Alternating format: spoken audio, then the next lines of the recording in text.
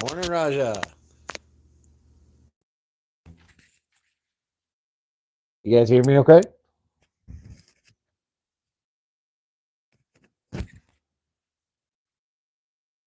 Microphone check a 1 2 1 2.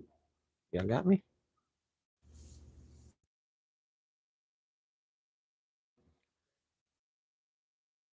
Can you hear me okay? Raja, good to see you, friend.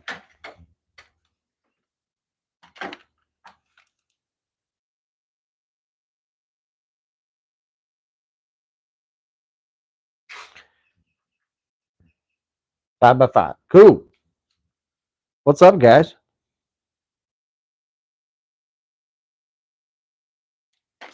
I think I know what I'm going to do. I'm going to move you guys all the way to the other side. Hold on. Don't get dizzy.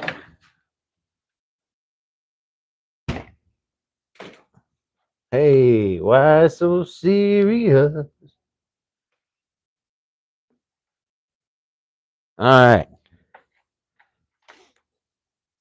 Good morning. Good morning. July 5.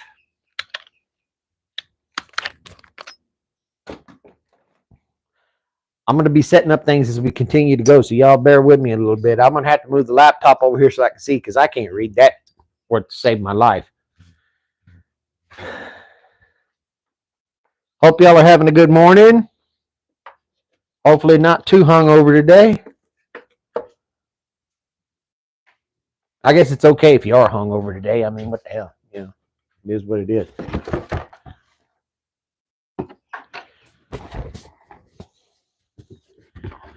Today is a lot of BS that had to get done. I've been putting it off for so damn long. There's so many things I need to get done, you know?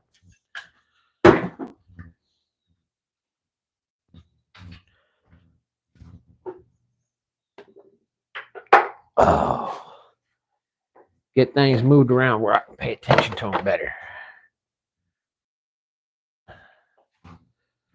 All right. Now, best way I can figure this is, let's see. If I set something up here that I can get this optical mouse to eyeball on, then I could use it against this. Hold on a minute. Let me go this way. Here in just a minute, I'll be able to see what the hell y'all are saying. If you're saying anything. If you're saying anything. Yep, let me mute myself. Hey, there we go. Runick's here, Ray and Sandy. Boy, I got all kinds of people that showed, all kinds of good folks. Glad you guys are here. Clean off this laptop, get all the dust off it so I can actually read what y'all are saying half the time. No, as I was saying, most all of this today is about housekeeping, cleaning crap up, getting ready to send things out the mail.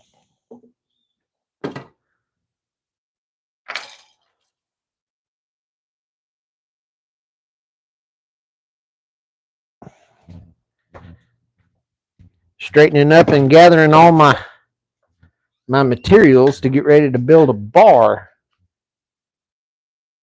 that somebody's asked me to make.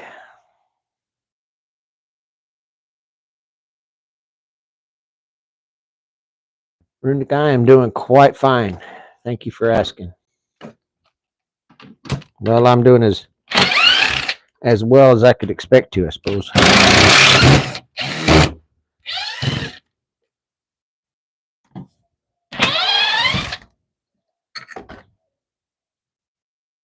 This clamp vise out the way. Lady G has made it.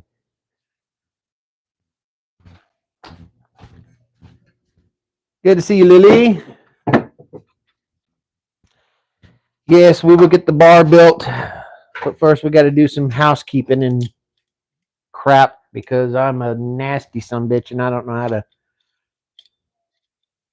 stay on top of it like I should. I've still got all my files laying on the bench from where I made the carbon knife. That's okay. I got you guys keeping company while I'm organizing, which is cool.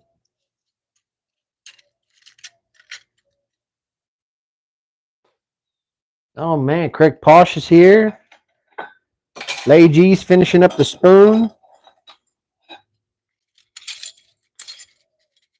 For y'all over here in the States that don't know, Lady G and Lions Fix It Shop, I mean, they big thing that I see them doing all the time, they're spoon carvers, and they do a great job. Pretty smart about it, too. Smarter than me, that's for sure. You guys ought to subscribe to them for sure.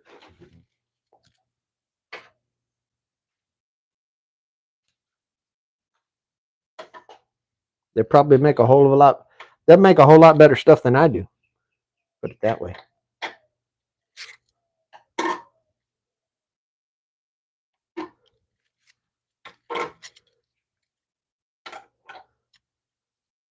So if you are here for a nice, relaxing morning of shooting the breeze and putting away tools and cleaning up, you have found the right place.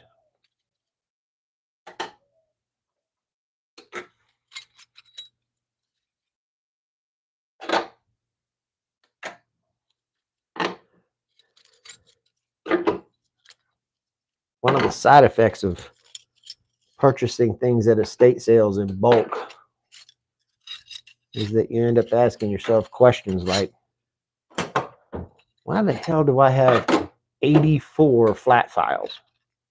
I ain't got but 2 hands. How do I need 80 files for? So many files, in fact, that I just chuck them on the damn ground. It don't even matter. Get back up there.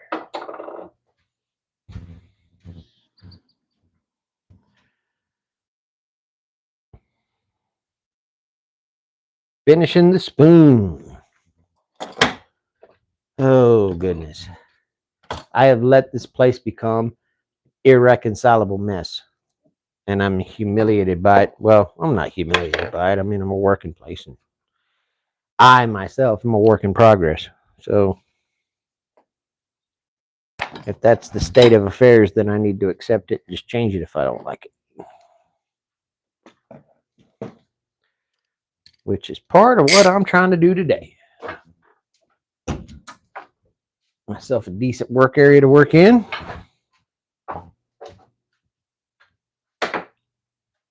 Get most of this crap up off the floor so I can turn it into the bench.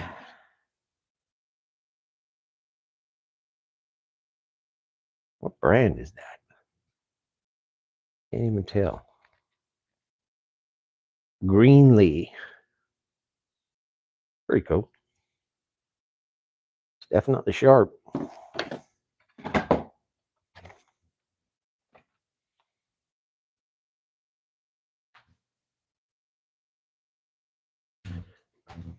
Thank you, Lady G. Yeah, if you guys decide to hit the like button, I won't be mad about it.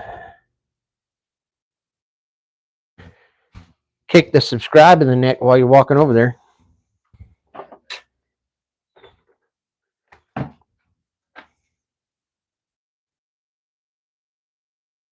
And I guess while I'm in the process of doing this, I can tell you that a lot of people tune into me for woodworking and stuff, and a lot of people tune into me because I don't know, a goofball. And the term is thrown around like tips on how to get blue hair at a Starbucks.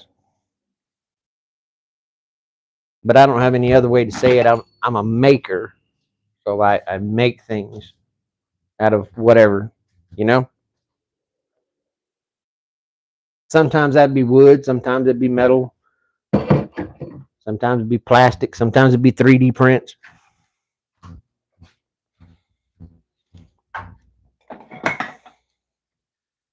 And if you are a person of multiple disciplines, then you feel my pain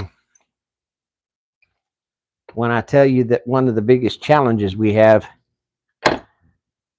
is organizing the tools and materials for all of our different disciplines in one shop.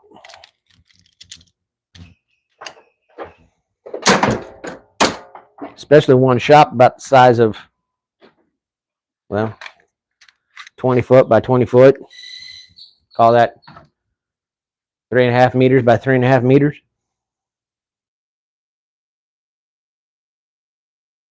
Sometimes it'd be a lathe into a treadmill or the other way. Yep.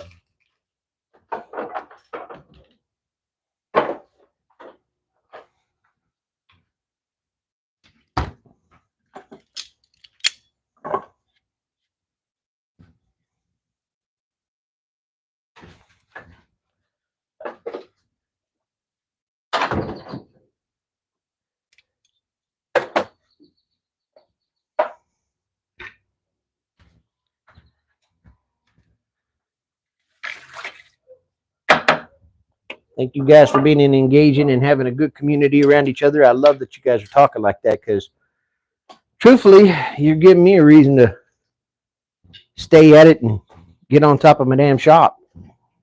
Well, you guys better get to know one another.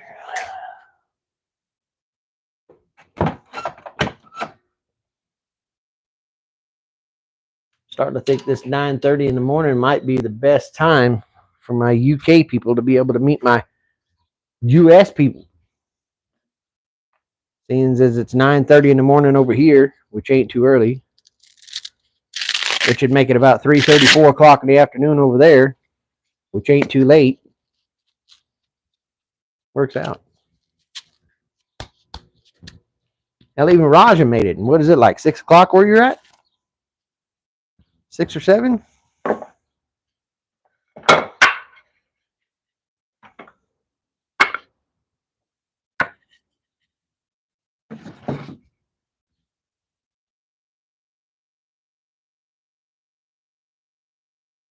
I am staying cool and feeling good, Mr. Mooney.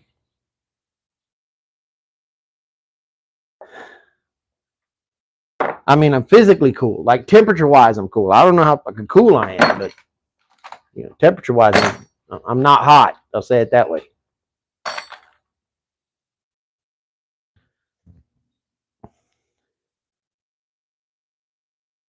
Blended with the love of the old way. Hey, that's true.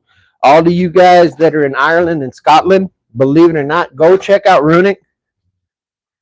Runic built some pretty awesome shit you guys would really like if you're into the traditional historical stuff from where you guys live.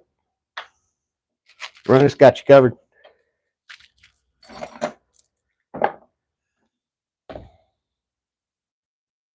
All right. I want all boiled linseed. All that goes on the shelf behind you guys. No, it's okay. Don't move. I'll go around you. We're fine.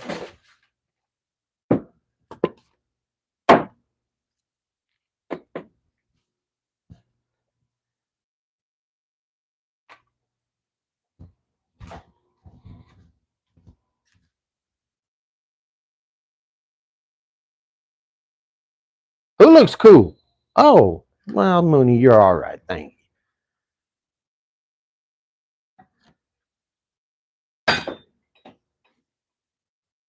I'm going to throw those in the pile because the pile would not exist later on today. Whew, my back is mad. Not y'all's fault. I've been hollering at it for a couple of weeks. I've been trying to get rid of this kidney stone.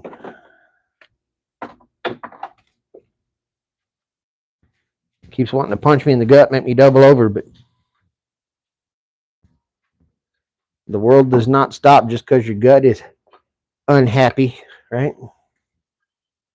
Nothing's going to quit because of your tummy tum. Runic, I think it's, was it Lily Lady the General? I think is what it is. I love it, VLC. I can't wait to see it, man. I can't wait to see it at all. That's going to be great. Got some more pieces left over from the lawnmower, which I think one of these, if I could figure it out, I can make maybe a spoon gouge out of it. I don't know. And then I got to make myself another marking knife. There it is. Thank you, Lady G.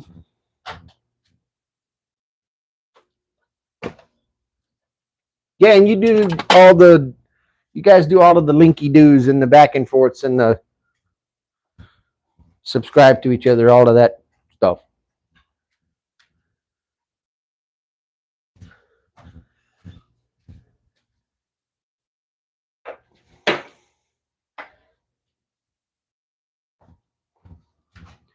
And now adding in this YouTube stuff, I've had a whole new facet of chaos to the mix. Because now I got to figure out where to put all my USB charger, where I'm going to put all my cameras, all my lights, I mean, not like I'm Steven Spielberg or anything, but at least want to try to do a good job. So now I got all that to figure out.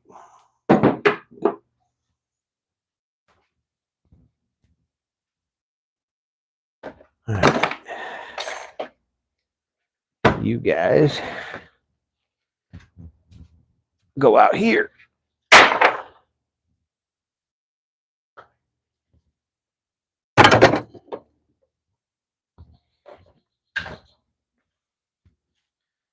Man, I am almost ready to actually be productive. Nah, it's probably taking it a bit too far.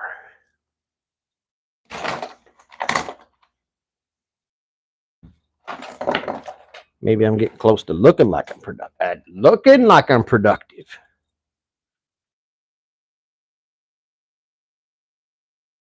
the end of the day, that's what YouTube's all about, right? Trying to look like you're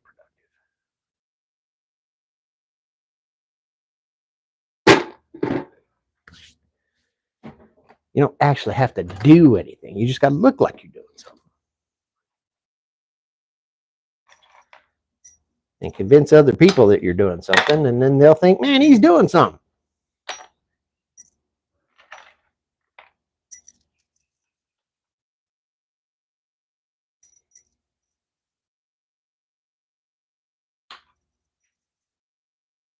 I see everybody sharing back and forth. That's cool.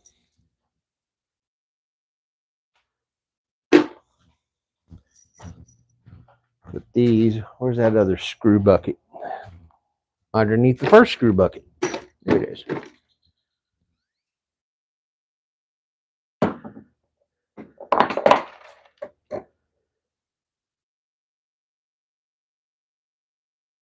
Acrylic paint brushes go right behind you guys in the cabinet.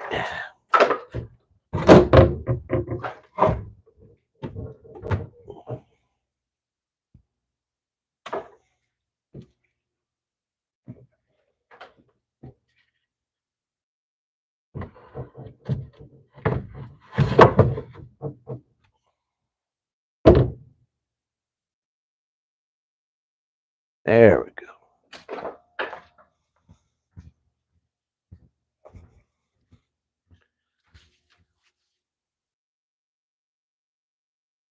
Goodness. And still got this dry knife. I need to figure out where I'm hanging this. Or do I even hang it? I got a couple of big logs that I could be working on that I'm going to probably need this thing. So I don't need to like mount it like it's a decoration or something.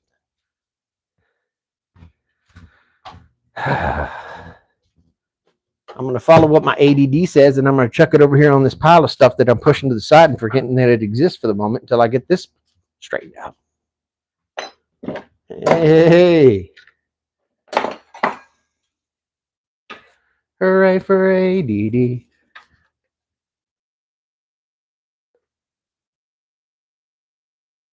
Right? Lady's like, put a nail in the wall. Fucking hang it up, man. What are you doing? But then I overthink it. I overthink the hell out of it every time. Remember those different disciplines and all that? I got to figure out, okay, do I put it with the woodworking, or do I put it with the green woodworking, or do I put it with the antique tools? Do I put, and then I get analysis paralysis. So I figure for now, I'll just chuck the damn thing aside. Worry about it. Here we go. Y'all hear that? It's 9:30 in the damn morning the day after, and y'all are already blowing off fucking fireworks. How the hell you watching? Now you blowing off fireworks in the middle of the day. Jeez, at least wait till the sun sets. You stupid. Or maybe they're doing that because they're trying to get rid of them. Hell, I don't know. I ain't doing it. It's none of my business. Okay. We're getting somewhere. We're getting somewhere. Ooh.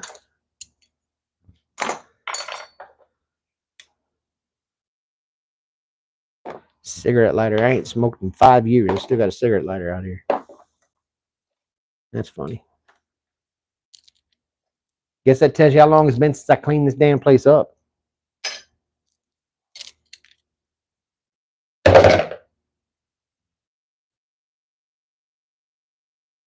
Alex, good to see you, me. How are you?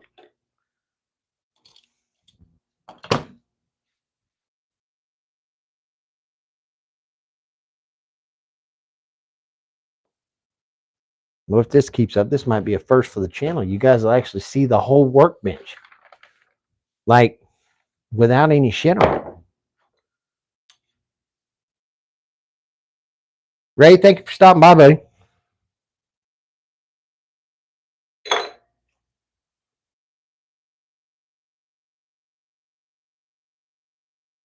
You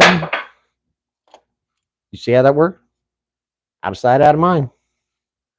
I believe that that is called object permanence. And I got a habit of doing that shit a lot. If it's not within eyesight range, well, then it doesn't exist.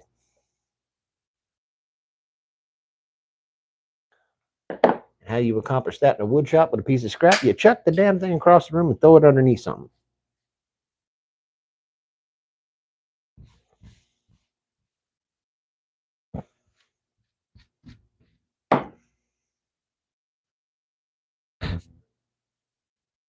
Yes, it has become quite tolerable. It's about time. Lions, good to see you, friend.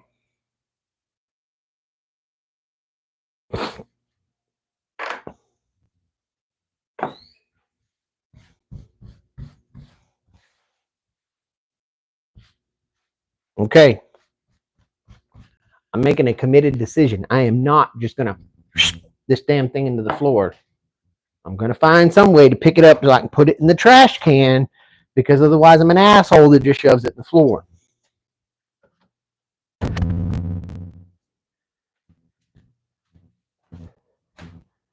And that's how I end up in the garbage that I'm in.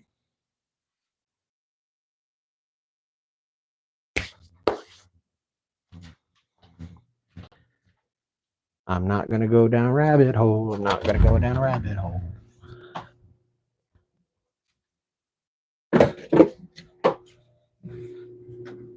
I'm just going to grab a dustpan so I can put it in the trash where it goes. Hey.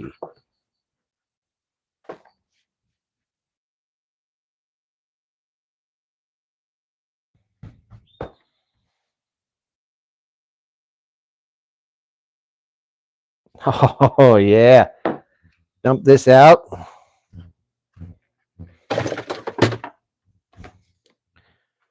Dopamine hit in 3, 2, 1. Y'all look at this.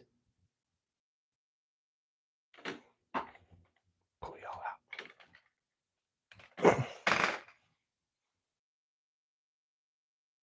A clean workbench for a change.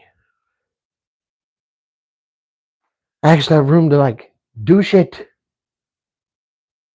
No, no, no.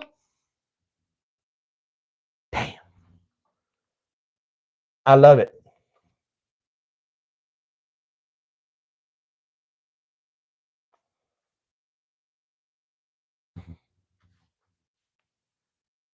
Oh, is that the silliest thing ever? Like a damn 5-year-old. I mean, yay! In order to finish cleaning something up. It's the dumbest thing I've ever seen in my life.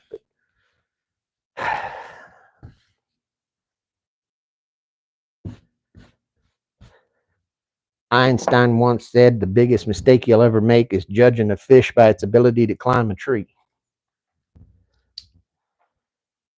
And apparently, I am a fish that does not climb trees. No matter how much this world wants me to be climbing trees. Hey, Bev. Good to see you. Good to see you. Okay. Now we got an open work area. I can actually do some shit. And the next order of business is to get ready for the bar. And to make the bar. Hello, Annabelle. Good to see you. Coach Will, what's up, buddy? You feeling all right? Didn't tie it on too hard last night, did you?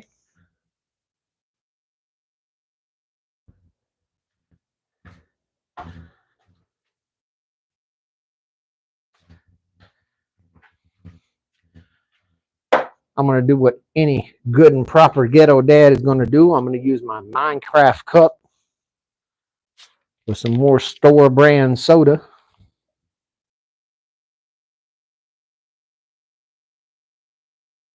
I got the Minecraft cup with the soda.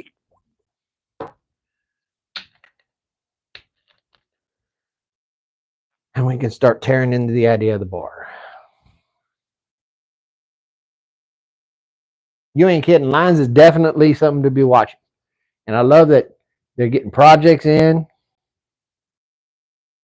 Annabelle's 11. Happy birthday, Annabelle.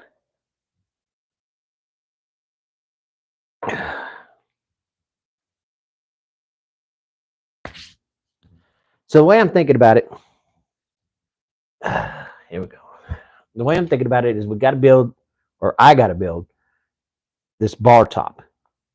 And the bar top is supposed to be 18 inches by 5 feet, which I think I got room to build it on the bench now. I got room to build it on the bench. I do. I could put the whole thing right up here on the bench. Shut up. You'd think when I built the bench, I would have took that in consideration, and I guess I did. Thank you, pass me.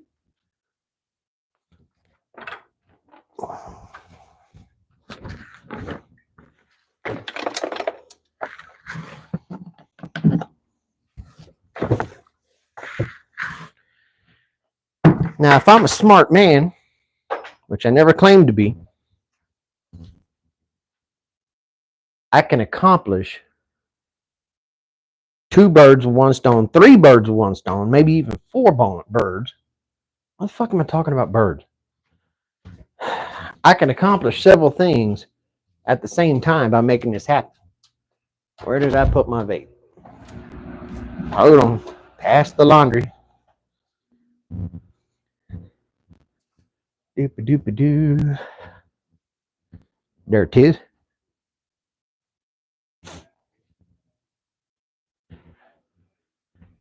Got old videos from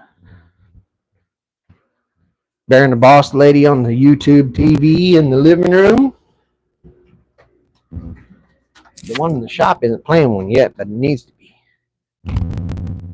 Is that cheating that I just run you guys on shuffle on all my TVs to get you guys some hours? All right. So the idea is I got all this wood all over the floor. Like it's everywhere. It's stupid. If I gathered all that up and I kind of sandwiched it all together, kind of like a parquet floor, right? And I put all that together. I got a pretty thick top because because since I'm laying on my side, I can make it thick, like an inch, inch and a half, inch and a quarter. And then that not only builds the top for the bar, that also gets rid of all the scrap, which means I got a clean floor and a bar for doing the same thing. That's pretty awesome. And before I forget, mail time, mail time, mail time. Okay.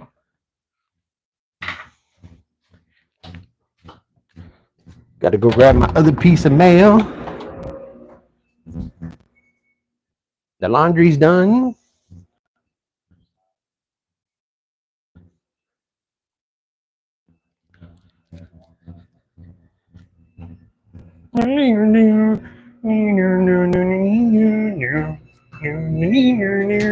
Shut up. I don't know why Kermit the Frog's voice came out there, but all right. Mail time. So I got a couple of things I got to get sent out. So I got to get that figured out so that I could get those dropped in the mail. Number one is this. For those of you that are antique hand plane people, oh, you're going to lose it, but I don't care. Whack and Shack. Mike is a big fan of these antique vintage tools, and I found this Stanley number 55, which apparently is kind of tough to find. So I need to drop that in the mail and mail that to him. And then, isn't that the cutest little package? It's so dainty, it's so tiny.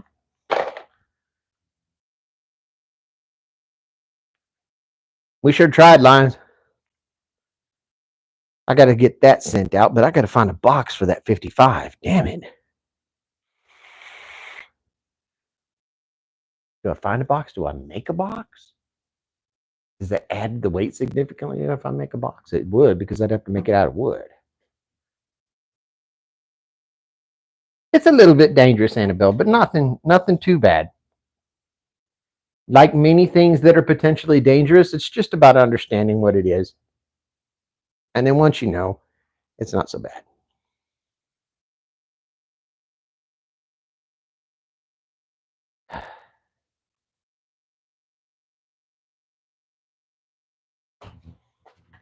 Well, I can of sorts make a box because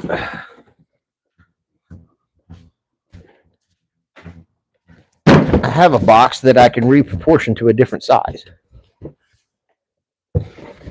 See what all's in here. A USB headset, because I needed that. Sticky notes. Okay, I'll take it.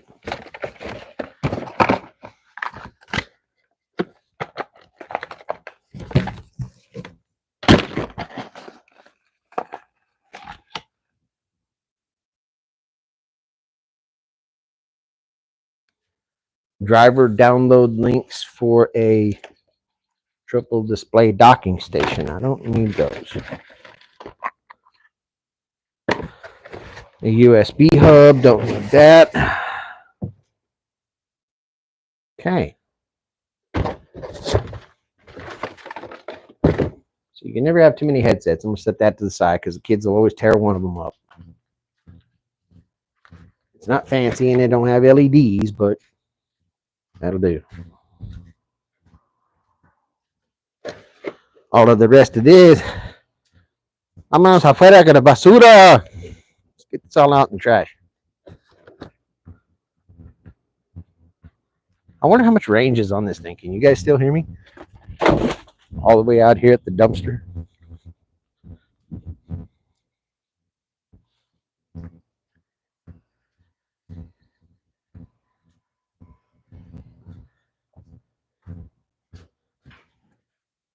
That is crazy. This thing does have some crazy range.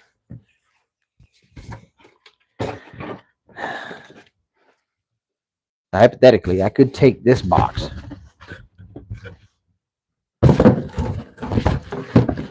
watch me as I tap into the ancient mastery of box foo. And I turn this box into 2 half boxes.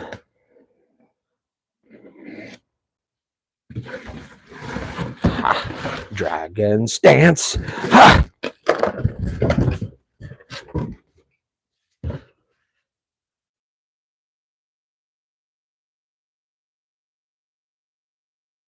Oh, gonna go grab some croissants off to the shop. What you doing, Wes? How you doing, man? Everybody say hi to Wes.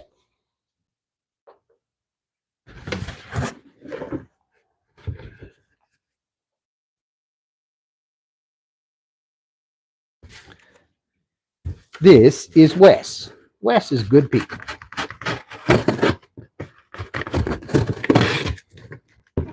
Wes does a lot of construction contracting, and he takes you along the way so you can watch him getting work done. And might I say, he's pretty damn good at it. Another person that has well deserved your like and your subscription.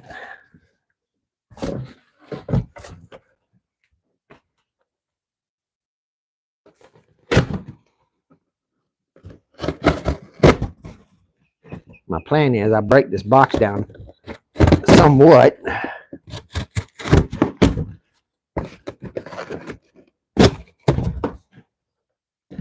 So that I can encompass the number 55 inside the cardboard, which means I have by default created a custom box for it.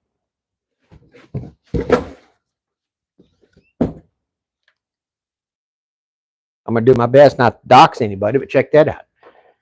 See that? That's going out in the mail too. It says Wes. Sorry, man. It's coming.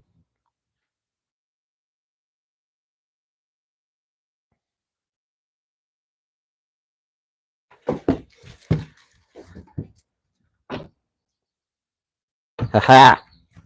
Here. I'll scoot y'all down so you can see what's going on. Not like you care. I'm putting shit in a box, but all right.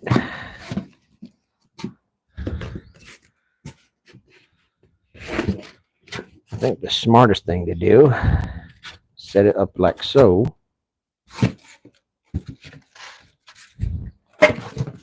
All right. And if that's like that, we cut this way out here like so.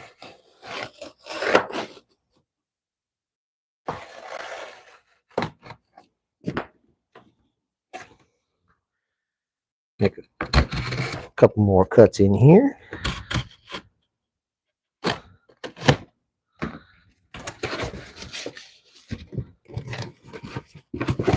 Then we fashion ourselves a box like so.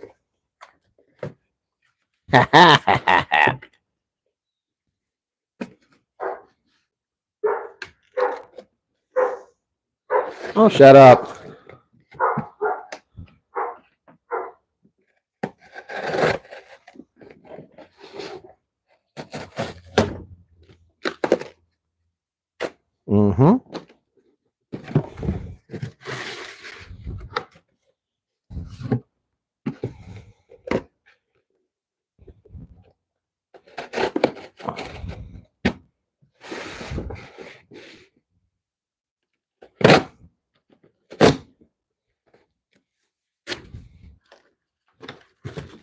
Ote, as Buckwheat used to say.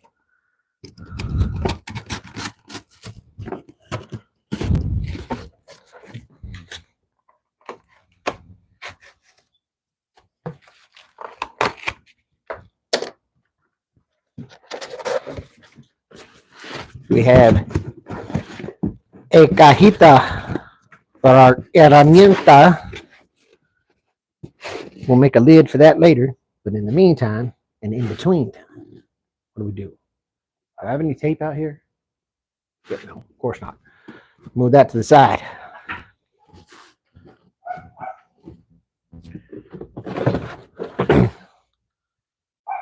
Another partial project, half-ass complete by Mike is making stuff. Yay!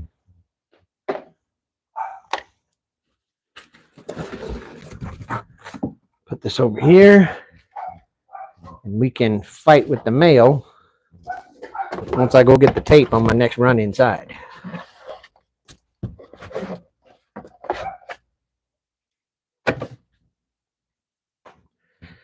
Y'all quit picking on that dog so to quit barking. Damn. Right. Bar top.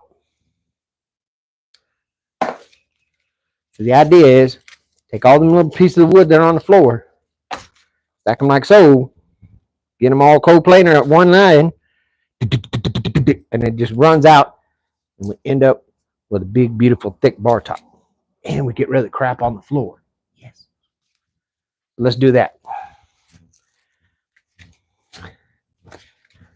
We'll gather up the exorbitant amount of crap, little pieces of wood that I have chucked everywhere. Bada boom bam.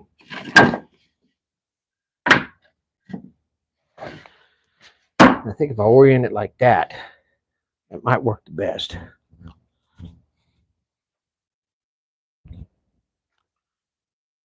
All right, what do we got?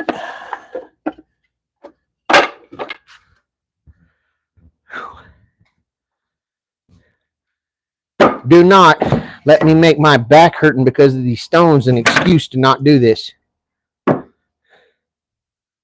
Because I'm already seeing myself trying to figure out ways to talk myself out of it.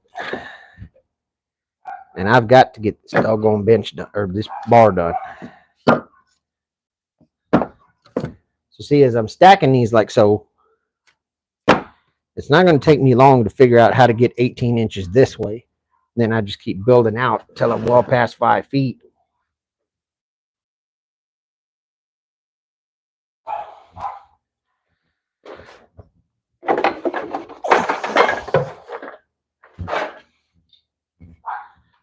Alright. Wonder if I should change this up a little bit so you guys can see things better. Yeah, hold on a minute.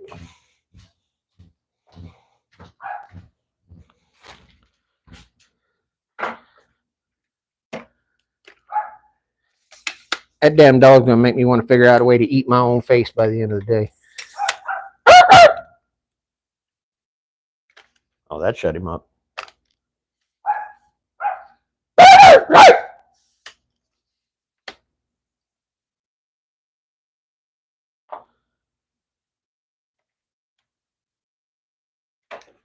Hey, I think we're on to something.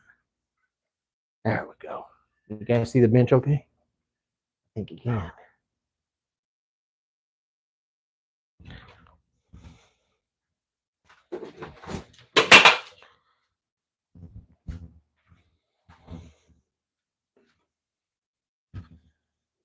So the whole idea, right, is take more of these and just get one of this number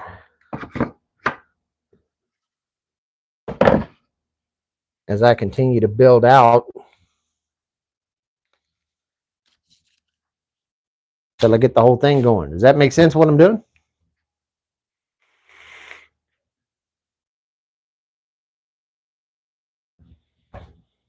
And the more scrap I commit to this, the better. So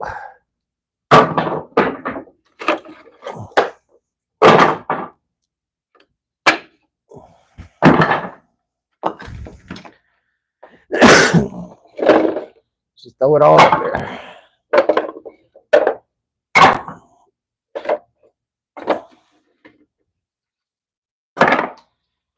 Yeah, you're more nails than board. So you can go in the trash.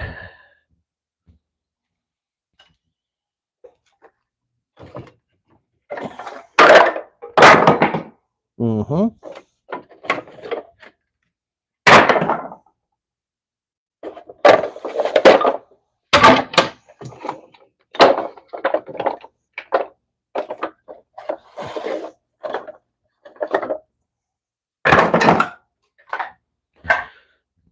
Let's build with that pile for now. See what we end up with.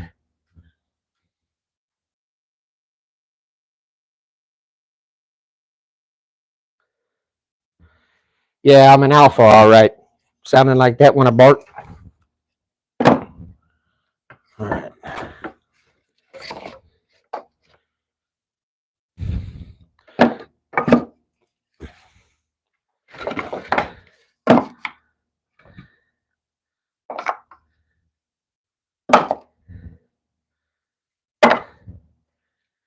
It's a cool idea. If you guys ever want to integrate this into what you're doing, I mean, literally, this will burn up every piece of scrap you got and turn it into something useful.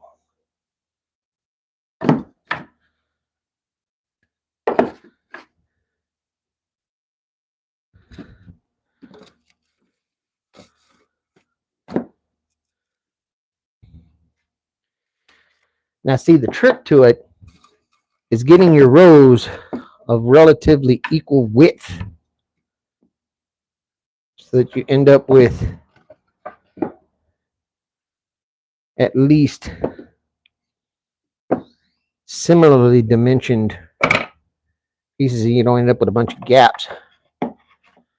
But you can kind of fudge that and fix it after the fact. Oh, yeah.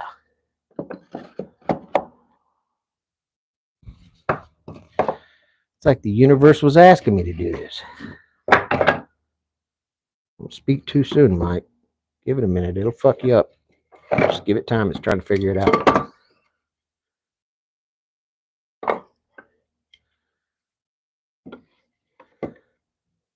Uh-huh. And we'll shove you right in there.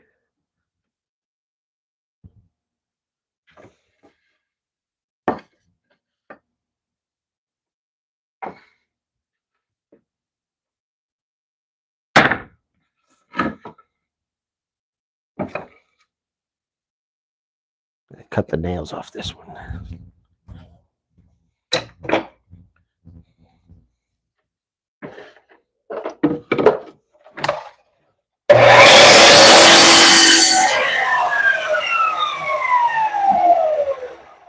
Wee. Kobe.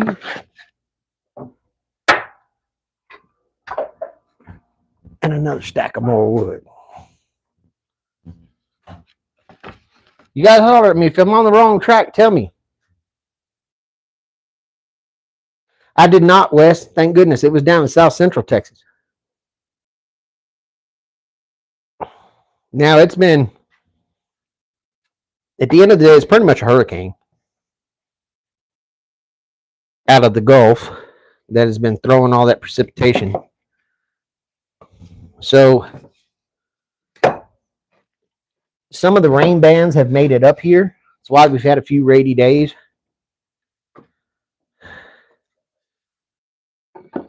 But nothing worth calling the Weather Channel about.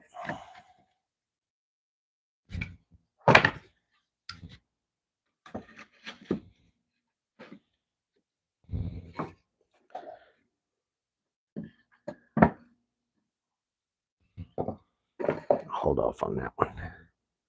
We're getting close. Remember, where bar is going to be 5 feet, which is right here where Booger Mallet is sitting. And we need to be 18 across, which we have accomplished that.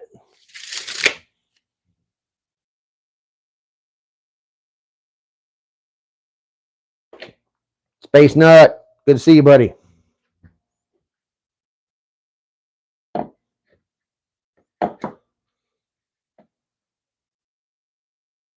Let's grab some more scrap, get this stuff gone.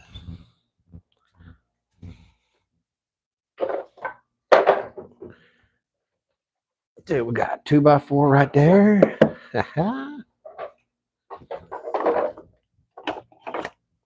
Oh.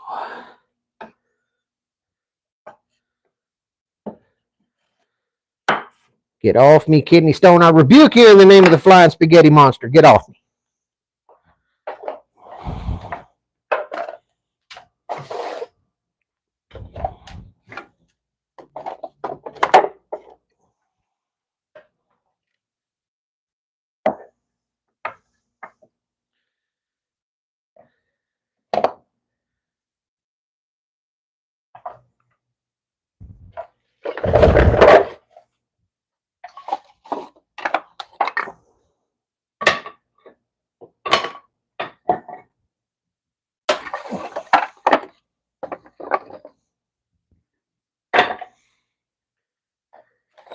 So as you can see, literally, you can use just about anything to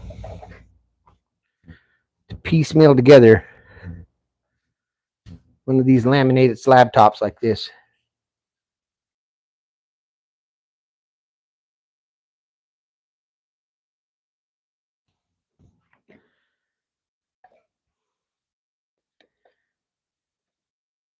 If you're getting value out of this, I need to ask you a favor.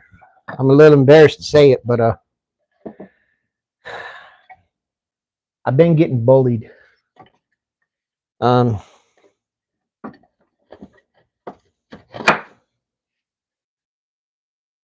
like button told me I was ugly, said my mama was fat. But then put a restraining order on me. I can't hit him. Y'all do me a favor, go beat him up for me, will you?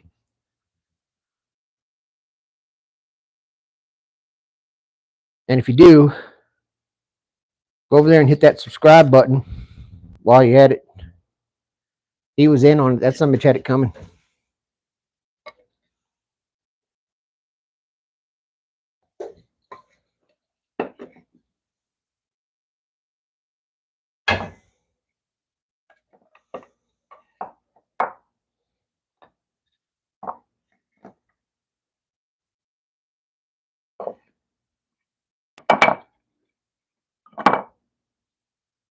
All of this is making sense. What my plan is, I bet. Yep. If I take all this and I laminate it all together like this, then I come up with a rustic top that's just all kinds of different colors, and I think it's going to look pretty.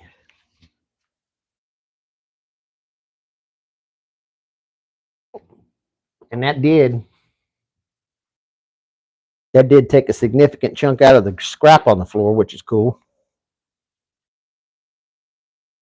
Now the other thing to do is, if I'm truly smart, I know it needs to be flat on both sides, or flat-ish.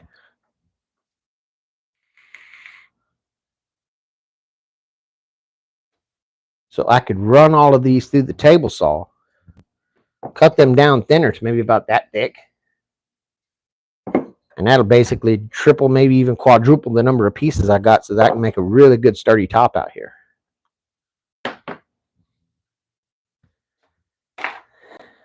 And I think the good sturdy top is probably the end all be all of the problems. After that, it's just making a box. Scoot this out of the way.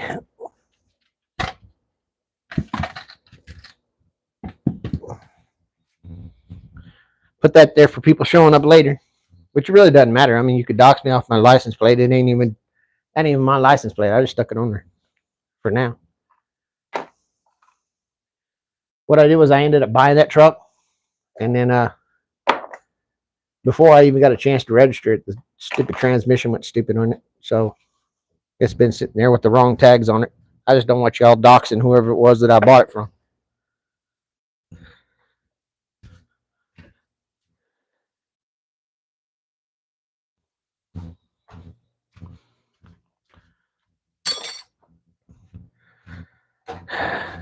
Right. So we got a plan. Yeah? What do you guys think? Think it's going to come out the way I imagine? Or am I going to get screwed here by something I'm not paying attention to?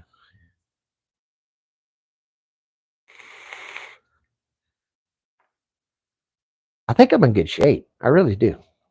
I think I'm in good shape.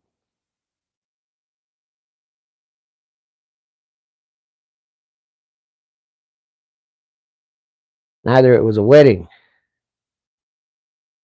Oh, Thailand. Child now.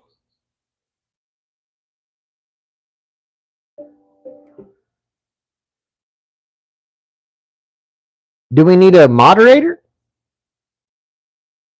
Or we need Roger to be a moderator? Hold on a minute.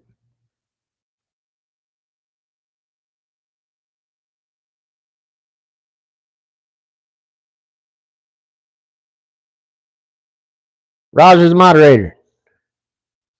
Wes is the moderator. Hell, I don't know how any of that worked.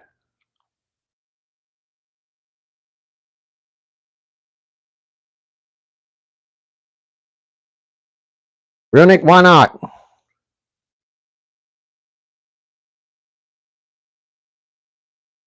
Let everybody be a mod.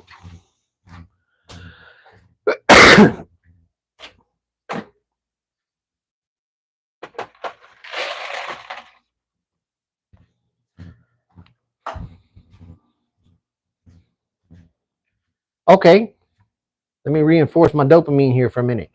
We've accomplished quite a bit. We got the bench cleaned off, which was cool. That's the first accomplishment we've had in a while. We got a bunch of that scrap up off the floor, which was cool. We organized everything. We got the mail set getting ready to go out after I finished doing that box.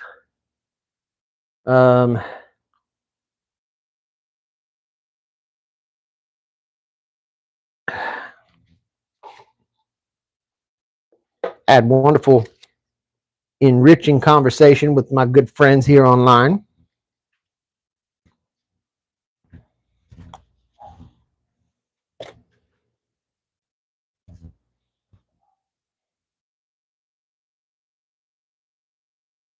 Before I forget, because I see Lions in here, and I know eventually he's going to drop off because it's what, like 3 o'clock in the damn morning for him.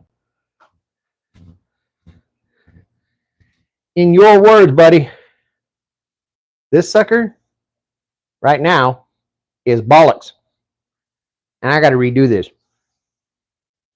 because my cutting edge starts way out here, like almost a ½ inch away from the damn handle. I think I need it right up to the handle, don't I? Thank you, Space Nut. Appreciate you. But I think that sharp edge needs to come all the way down in here, right next to the handle, doesn't it? Because I ain't doing shit this way.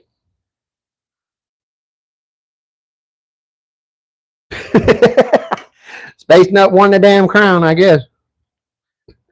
For the moment, till somebody else kicks his ass. No offense, man. I'm just saying.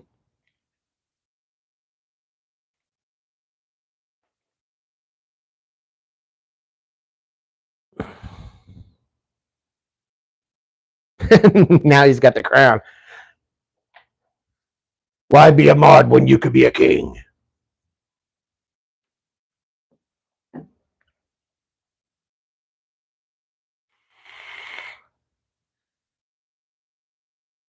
Oh, it is afternoon. Cool.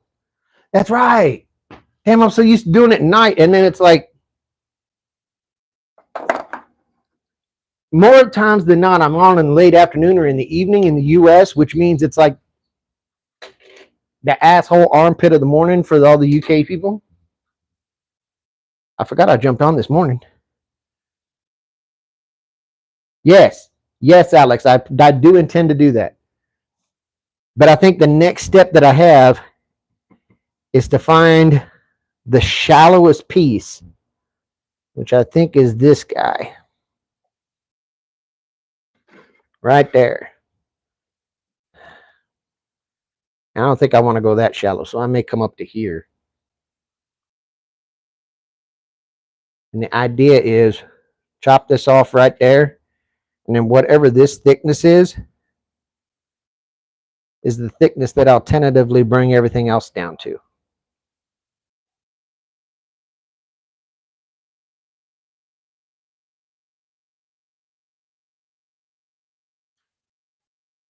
Yeah, well, it's silence, peasant.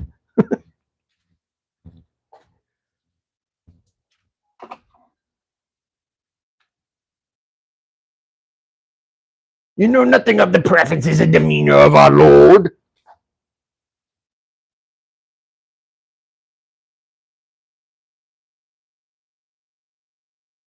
So, yes, I think that'd be the plan.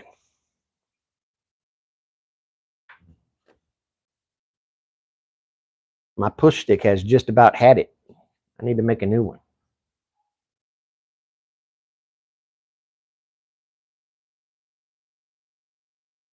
Are you out of here, Wes?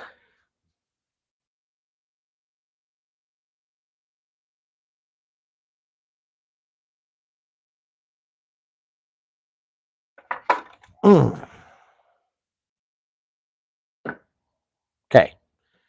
so let's make a push stick real quick. Hashtag bonus content. I don't know.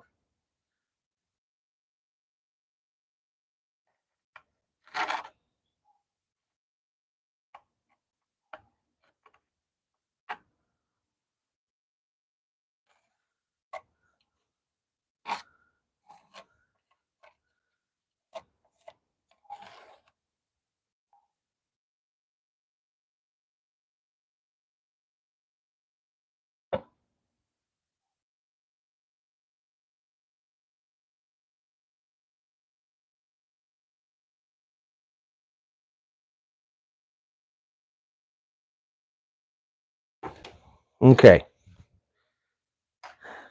Go over the bandsaw. I'm going to cut this out real quick. Have another push stick that I can set up the table saw right behind you. We start ripping these down to their appropriate thicknesses. Thickening. Shit on. But next, I got to move the kids' 250 mini bike.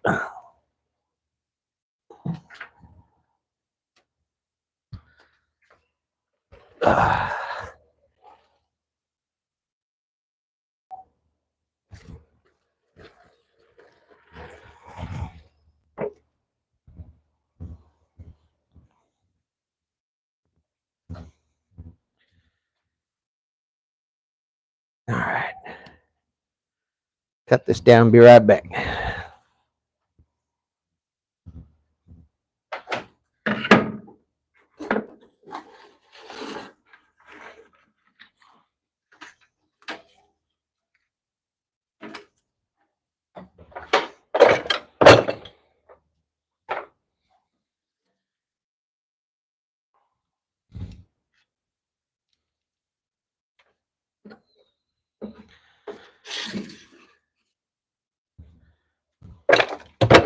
I thank you guys for hanging out with me this morning.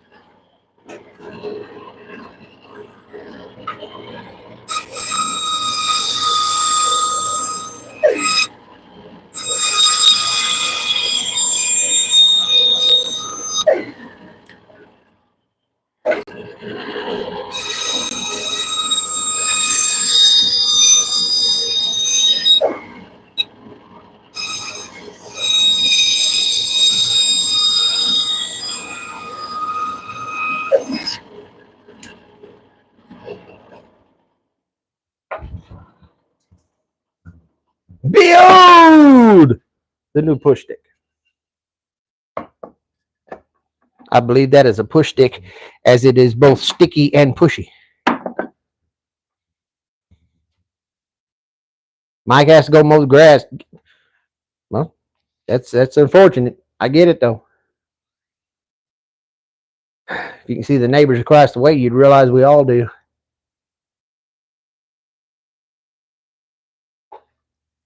All right. So now we have our fancy new push stick.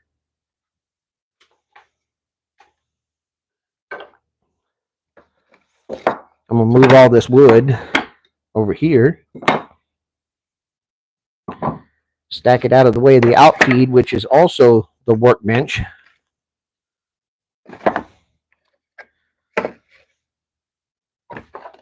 For context, if you ain't figured it out, you guys are actually standing on the deck of the table saw. So this workbench also doubles as my outfeed table, which means when I start doing these rips, I need to have all this out of the way.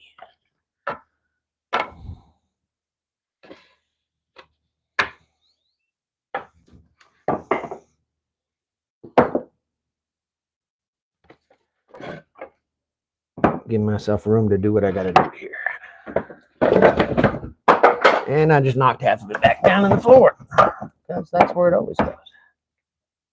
Wouldn't it be cool if I could figure out a workbench that doesn't let me knock shit down in the floor off the side of it?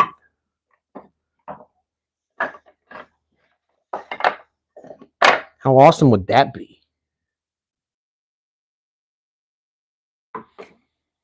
Maybe we try to invent that later. A workbench you can never knock shit off the side of.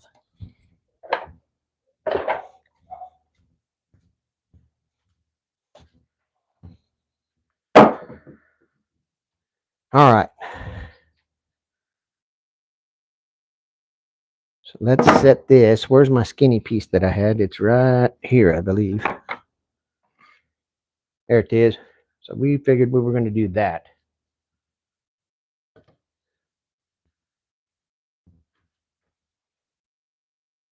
And according to Senor Tape says that's 1.5 inches. So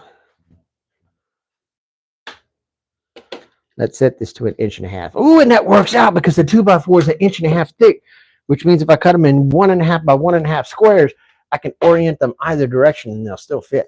Ooh, yes, I did that on purpose. Y'all have no idea. I totally thought that out ahead of time.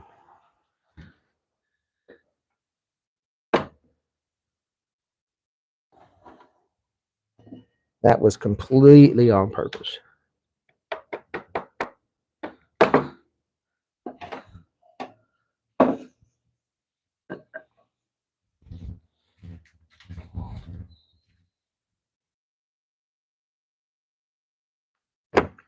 All right. I think it is time to start doing some rips. But I don't think you guys want to ride the table saw while it's doing that, because that sucker will make you feel like you're an epileptic. Hold on.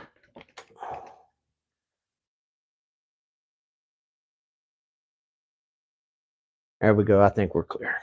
For those of you that are sensitive to sound, please watch your ears, turn your volume down a little bit, whatever, because I'm going to kick the table saw on. I think the noise cancellation on this microphone is actually pretty good, but I'm not going to trust it just yet.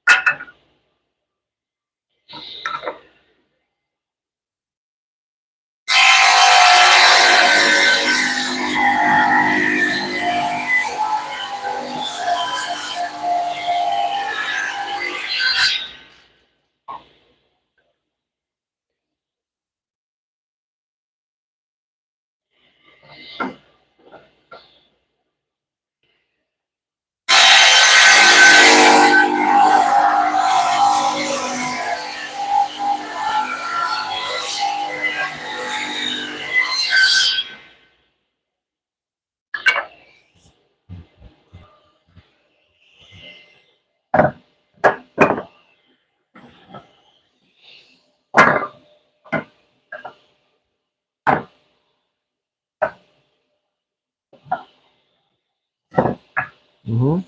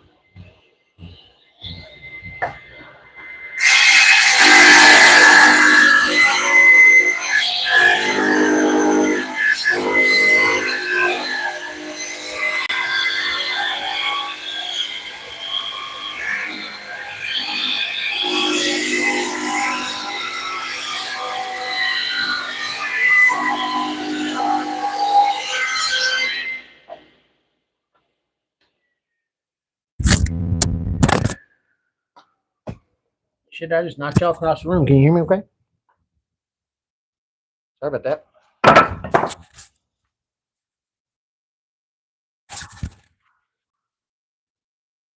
Put all this back together. Stick you back on my chesticles. Y'all see me okay? You good? All right. We got some progress, some real meaningful progress, actually.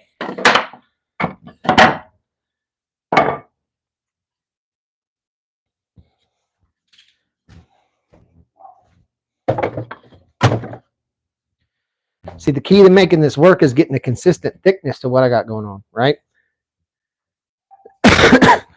So if I can establish a single dimension, in this case, 1.5 inches, then any material essentially becomes free game as long as it shares that dimension with everyone else. Then we can just start slapping it together and become whatever the hell we want.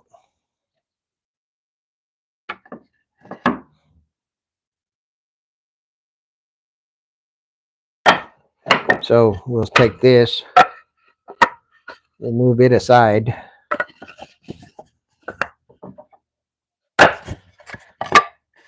so that we continue to 1.5 inches all this other shit.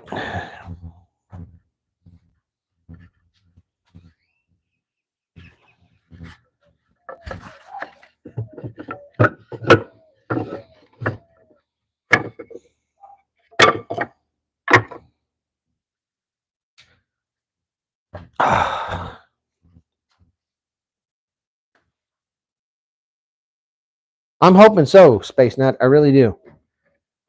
I'm hoping that what I'm doing is going to accomplish that. I'm grabbing everything with 1.5 inch dimension, moving it off to the side.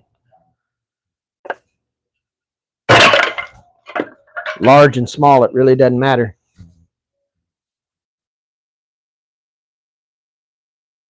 And then we'll continue to feed things through. Get consistent with our 1.5 inch. We can measure against the saw blade. Nope, that one needs ripped. All right. We'll grab a few more. Run those through, see what happens.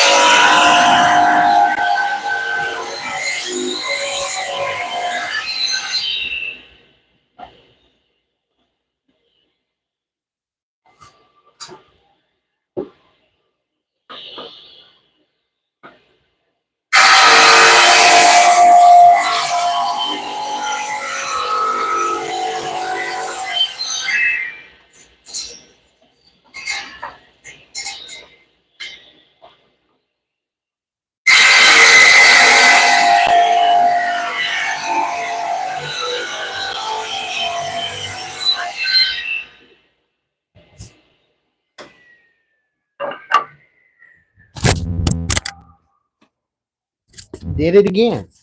I went to go dust the dust off myself. And hello, Snob. Good to see you.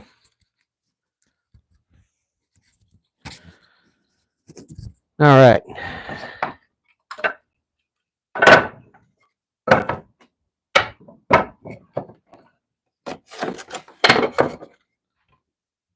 More 1.5 off to the side.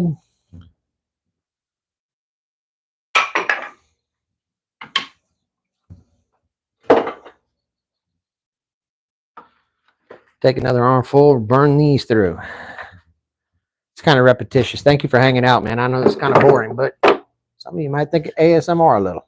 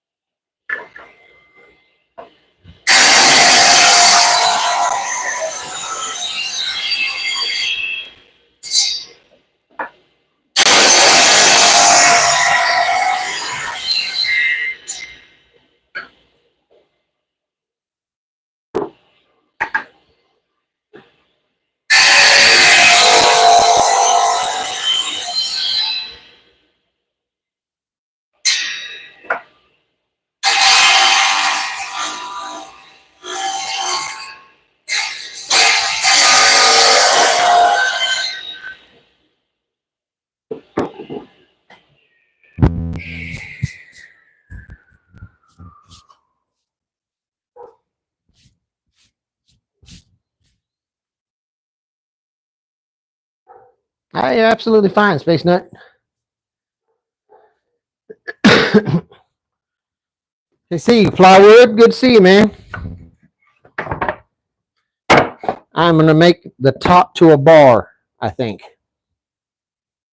And the more I look at this, the more I think that I'm going to have more than enough lumber to make this top. Good. Nobody had an accident last night, nothing crazy. Good news.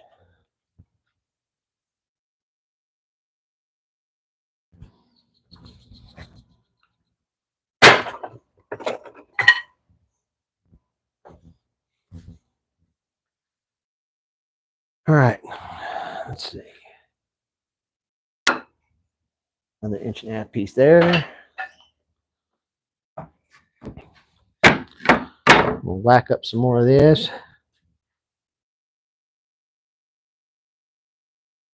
Actually, Runick, I think you're going to think it's awful funny what I'm going to do. I have a, my channel is all about reclaimed and repurposed trash stuff, right? I have a 5-foot wide CRT projection TV piece of acrylic that was the cover to the screen. I think I'm going to cut that down and I'm going to lay it over the top of this so that it has a waterproof acrylic clear cover. Then they can spill drinks on it. Shit, it's not going to matter.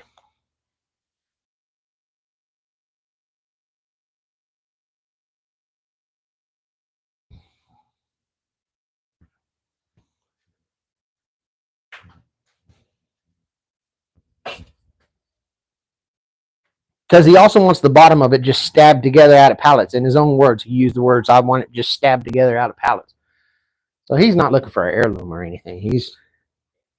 He wants something that's kind of gritty, kind of country, you know?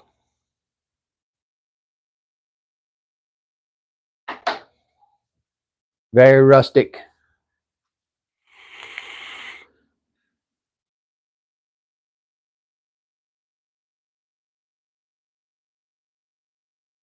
Yeah, it will. Well, I don't know. It's pretty thick. Hold on, let me look.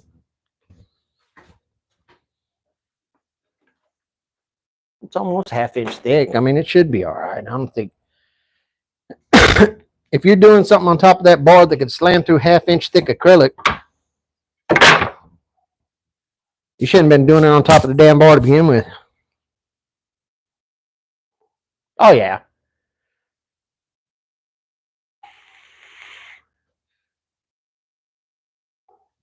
And it's scratched up as is. I mean, like I said, this thing's going to go out in his backyard. You're going to beat the hell out of it with the family. So he literally wants it.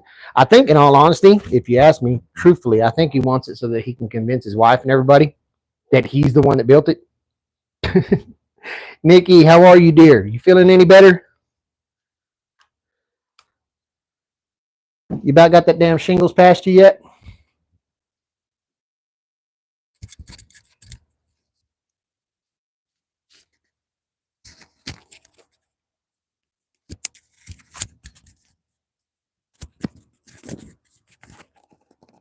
I know it's funny, Runick, but seriously, I truly believe that's what's going on. He's old country boy, and you can tell he really wants to know what he's talking about when he's talking to me.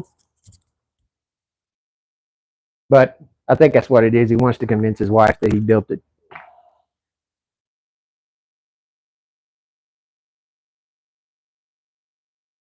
Another little hint of that was he bought one of my benches, and when he was talking about orchestrating picking it up, he called out to his wife over his shoulder and said, "I got to go to my buddy Mike's, pick up that bench," which indicates to me he's probably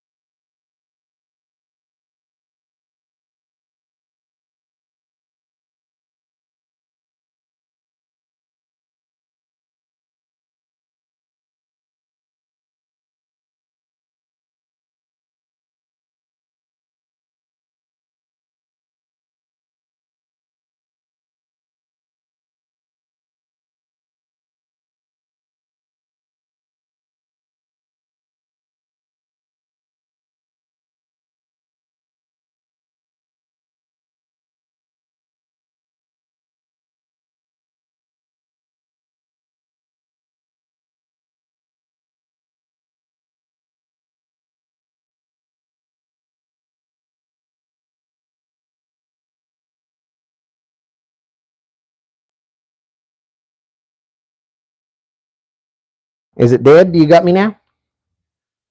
Can you hear me okay now? Sorry about that.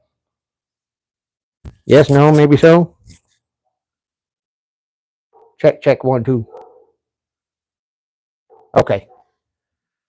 So, should I try to go fancy and zigzag it back and forth with this herringbone pattern, or you think I ought to just run them straight like it's a bowling alley, or what do you guys think?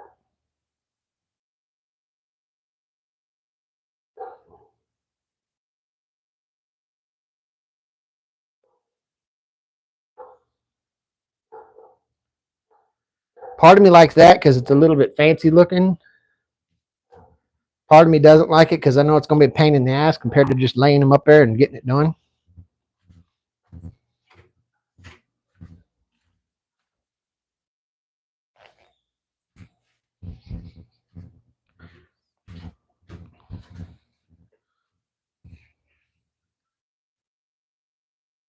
What do y'all think? Herringbone or zigzag them like this, or just run them straight next to each other like that?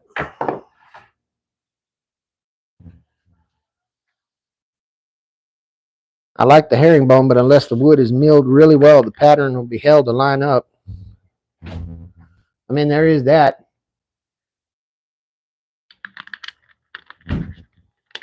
Guys, give me just a second. I got to go check with the wife. I'm going to mute you guys. Be right back.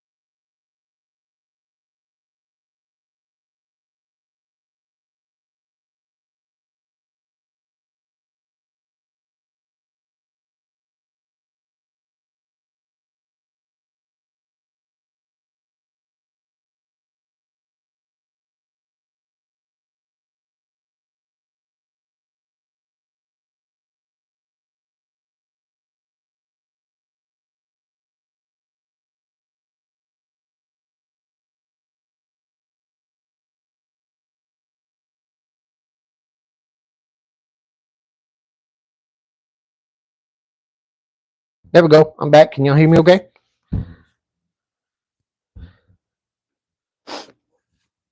All right. The herringbone, yes, I understand, Runic. I think you're right, but I think I got a way that I can pull it off. I can make it work and hide my crimes if I use an underlayment beneath it, so that it now, instead of just being consistent widths, I'll have to make them consistent thicknesses, which is fine. That ain't no big deal. But then in doing that, then I can place a piece of underlayment and then attach to the underlayment rather than to each other. All of it, because it's rustic pallet wood and crap like that, it's going to have gaps. It's going to have imperfections. It's going to look like that. But I'll then be able to keep the herringbone pretty consistent that way.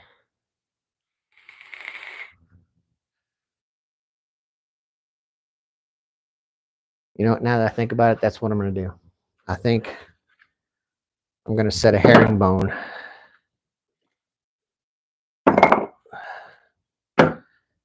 Which means back to the drawing board for a second, because I need to find the thinnest piece, like this, and then cut everything to that same thickness and the same 1.5 inches, And then once I do that, I have more than enough right here on the table to get that put together. But the next thing I need to do is go through my scrap pile. For those of you that are brand new and have never watched me build anything, the key to everything I make is that I repurpose, I repair, I rebuild, and I reuse. So I don't go by the store to buy anything. I make do with what I got. So what I need to figure out next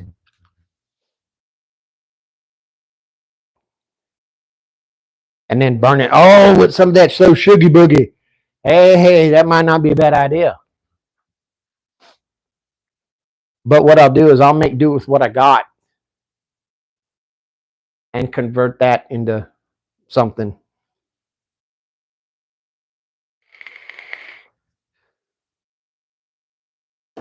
Because to me, it's a net positive. If I make everything out of trash, then I have a new thing and I've subtracted some trash. But if I go the other way and I run down to the store and I cut out exactly what I need,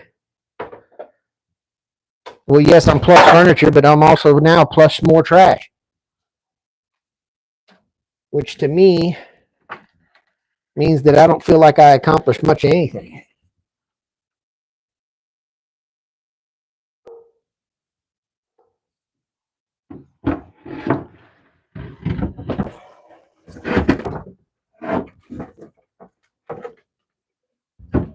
And if I'm being honest with you guys, I've been making things closer to 40 years than 30. And this may be an unpopular opinion, and some people may not like it. But I think anybody can run down the store and buy a big list of materials and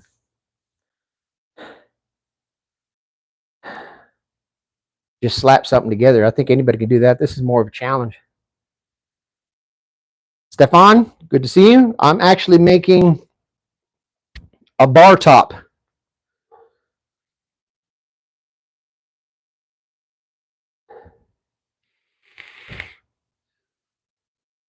Using all trash materials.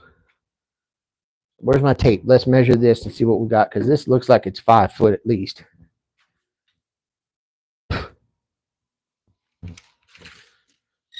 And we are 15 inches.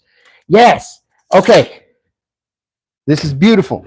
I want to walk you guys through this so you see my thought process. I mean, I've been doing this for a while, so I want to catch you on to some of the thinking. I found this piece of sheathing from where somebody was building a house. It is 63 inches long. Remember, we need 60 inches for the bar. We need 18 inches for the depth. This comes out to 15. But check out this awesomeness.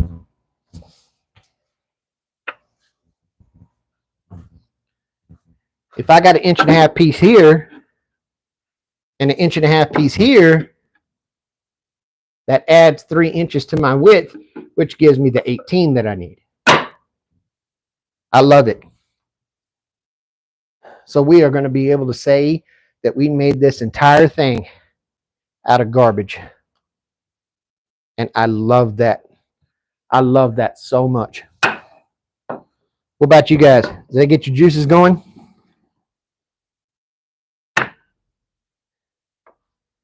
Maybe not, but it certainly gets mine going.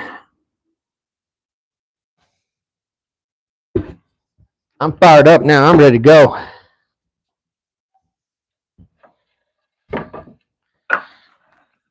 So now, get a lot of this out of the way. Put it back in our 1.5 inch pile.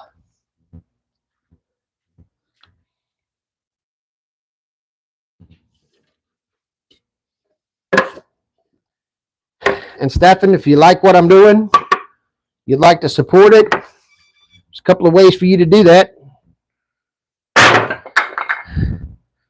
There are memberships you can sign up for. That helps me stay in supply of things like glue and nails and brads and screws.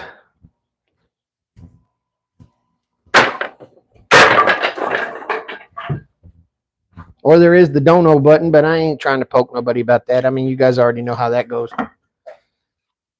Most of your Bearded Viking subscribers, so you're pretty familiar with it. Let's get this out of the way. So now my ADD brain has completely shifted gears. But I believe in a positive way. So we're going to set our underlayment.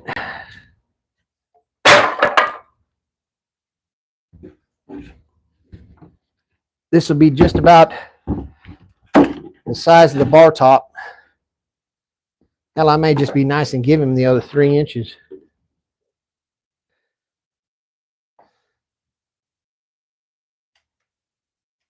Move y'all back so you can watch what's going on. All right. So now this is the base for what we're doing.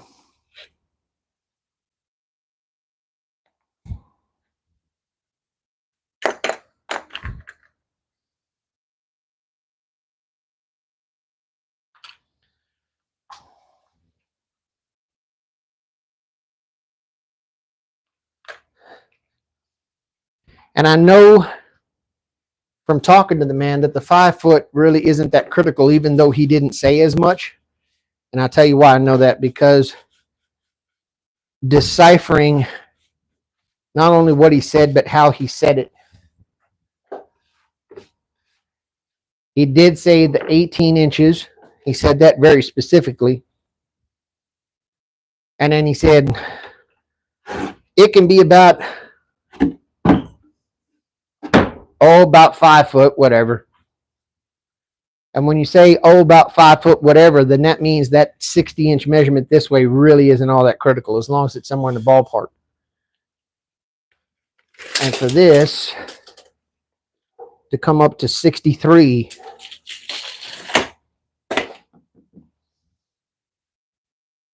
I think that's our bar top.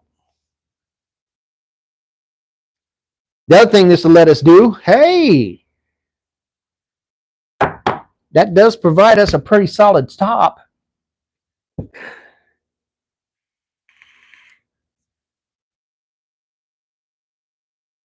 Which means we can cut a bunch of like 1/4-inch laminations. Yeah. And just laminate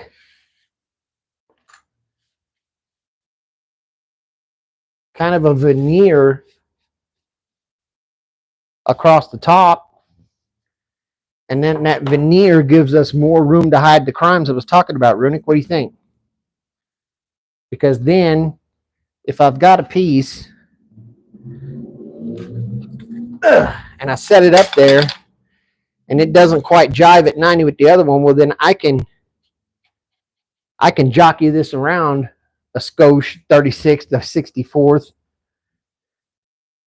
compensate for it, and go back and forth and build my way through it so that everything stays kind of on the up and up.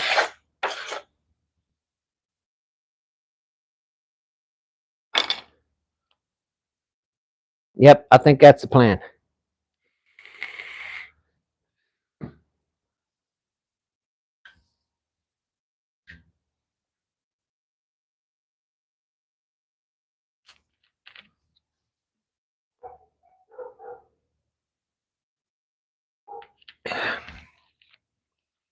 I got a little bit of a judgment call to make.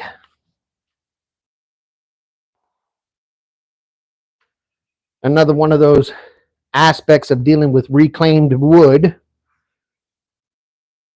is that I've got a high variance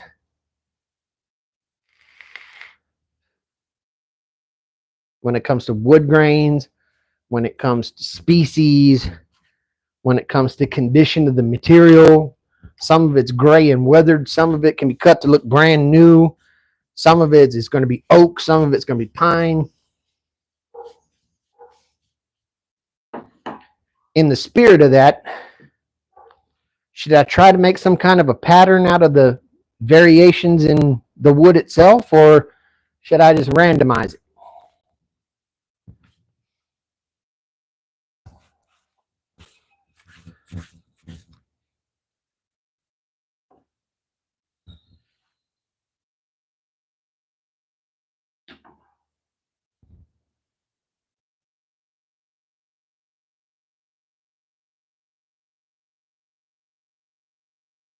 Did I lose you guys? My internet's been a little squirrely. All right. So let's establish ourselves a common dimension out of what we got.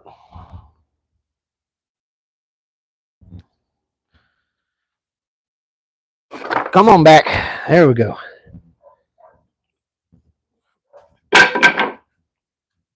All right. So if we do this,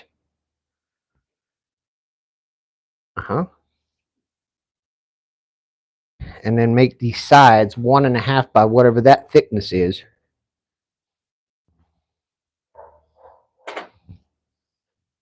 Then that solidifies where we're at.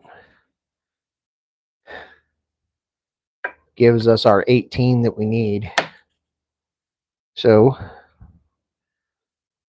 let's find us some 2x4.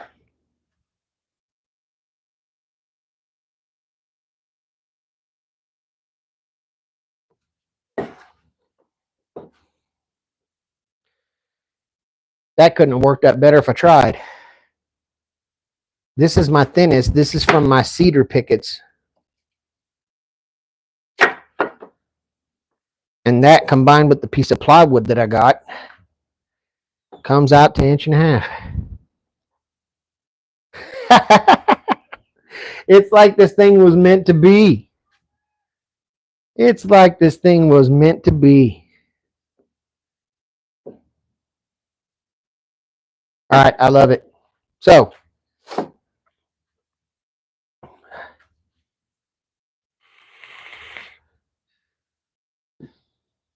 now we got to ascertain exactly.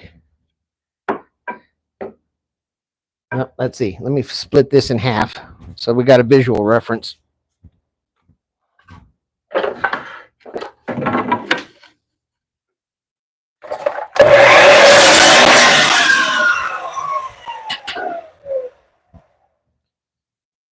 Okay. So if we start like so, we could cut everything so that we've got 1V, or we could cut more into it, cut each of these pieces shorter so that we have 3 alternating V's, or 5. What do you guys think? I'm really leaning on you guys. We're going to get this done together.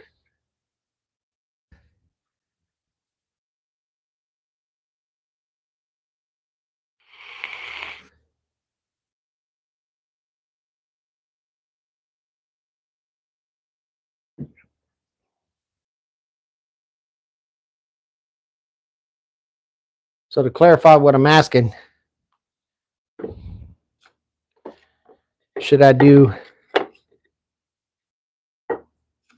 2 V's, maybe something like this, or just 1 right in the middle like this, or try to find a way to do maybe 3 of them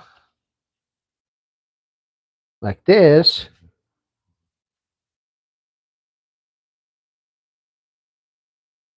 linear top and bottom, bone down the middle, just lay them just like this, huh? Well, let's grab some 1.5 inches, see how that turns out. But the first thing we need to do is establish our 18 inches. So we need 1.5 by 1.5 that we cut out of those 2x4s. we'll get those tacked to the sides. And run from there.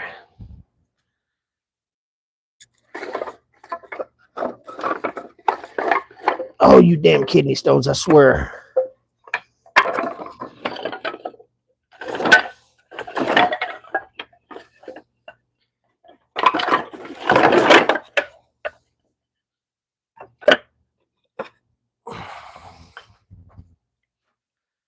I'm going to take that new cutting knife I made and cut them suckers right out of my back. God.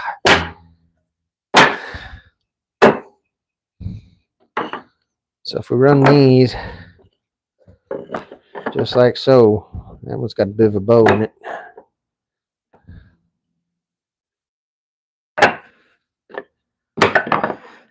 This is what I was talking about with the inch and a half. The inch and a half. That puts us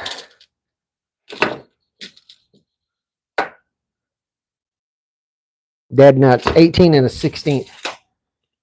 Which I bet he ain't gonna care.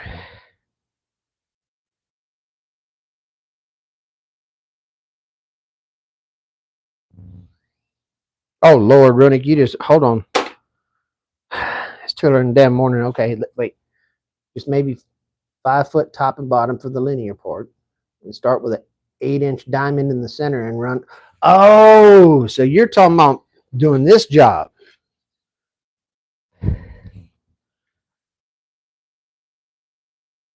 Okay. All right, let's see if we can make that happen. Hang in there. First off, I got to get these inch and a halves in here. So we lock in our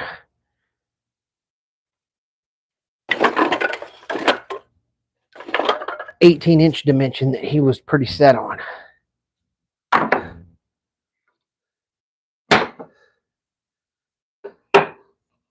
right. Move that back that way.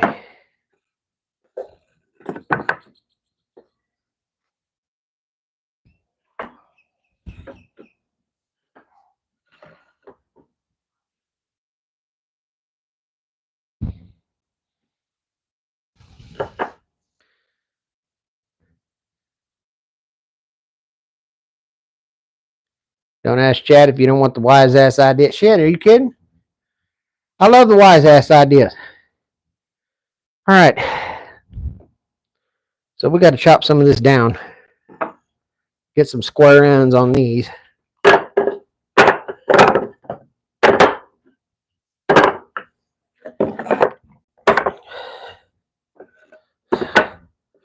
Part of me wants to get rid of this damn treated shit with the green dye in it. Part of me doesn't. They're gone. All right.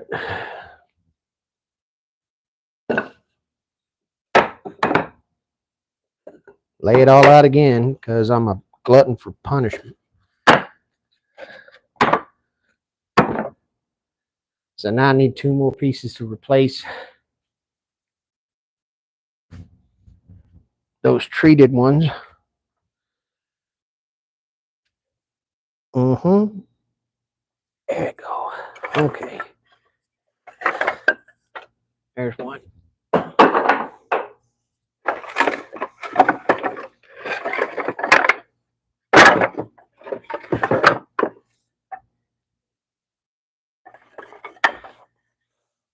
There's a couple others. All right. So now I can toss that one.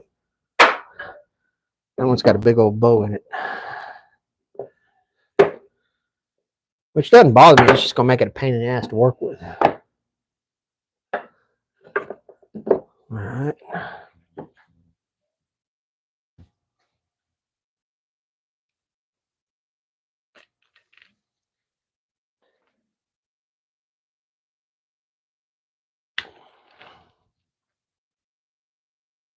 Okay.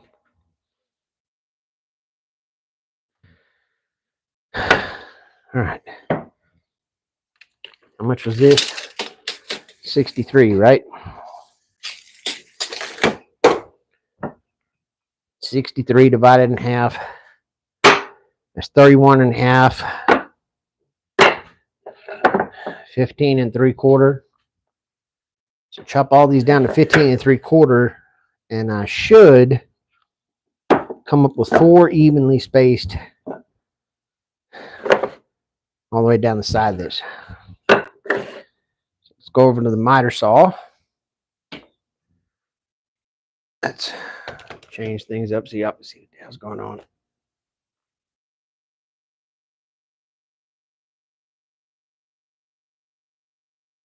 Yep, more scrap, more junk. But back over to the miter saw.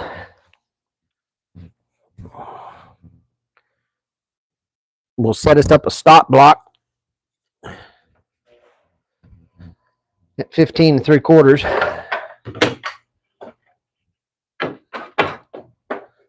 Alright. Clean all the shit out of the way.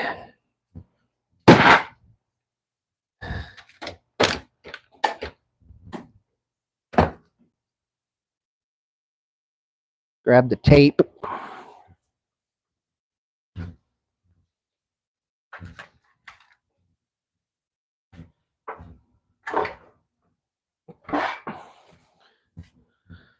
Tell you, my shop's got shit everywhere, but it is what it is. Nobody ever accused me of running a showroom. All right, pull the saw down. Let's lock it in place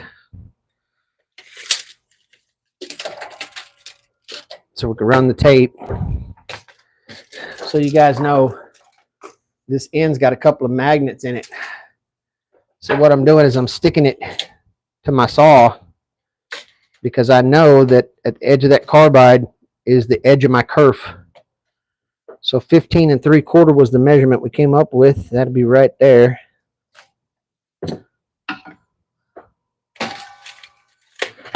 We'll set a stop block right at 15 and 3/4.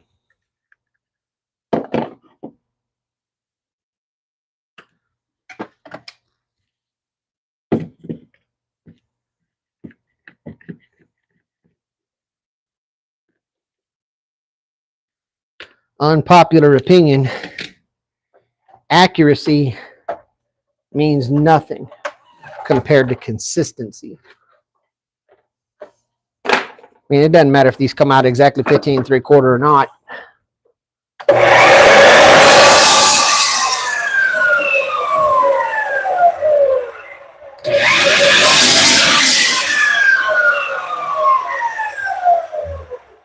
But if they all come out the same, it's really all that matters.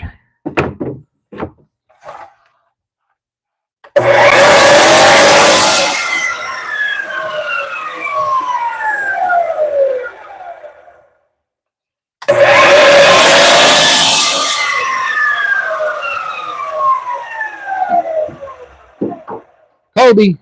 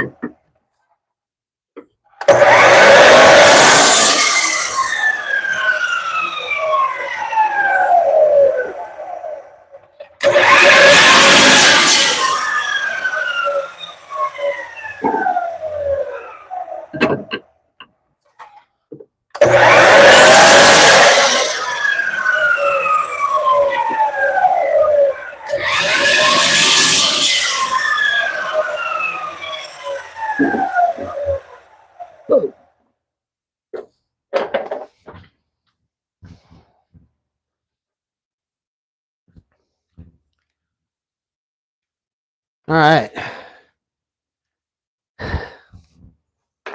So you guys know that Harbor Freight miter saw. I've been running that thing going on 7 years now. I picked it up for $5 because the fence was cracked on it. And because the fence was cracked, they couldn't run the damn thing. So I built a new fence and it's been there ever since. I say that to say, don't let anybody sell you the myth, like we were talking about last night in the Shoot the Poop. Don't let anybody sell you the myth that, oh, you gotta run this brand or that brand, or don't use Harbor Freight, you're gonna regret it.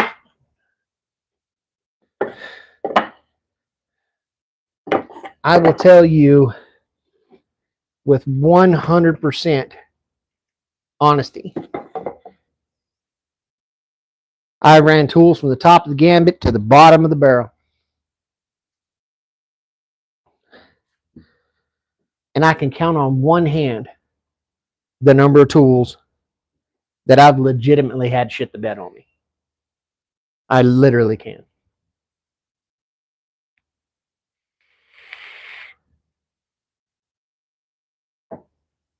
The idea is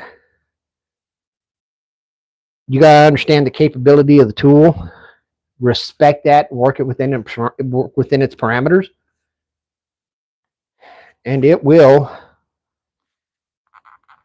hypothetically last you almost indefinitely.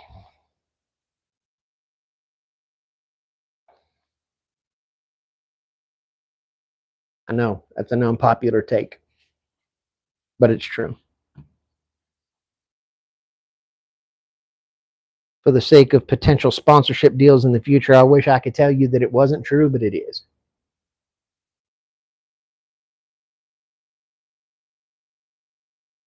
Exactly. I mean, you got where the tool brand comes into play is how fast you want to get something done.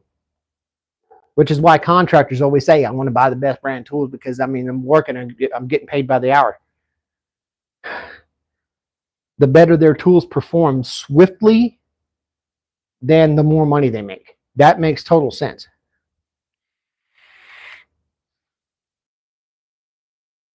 But if you're out here just building stuff and there ain't no damn timeline for you, why the hell do you need a fest tool? You don't need any of that crap.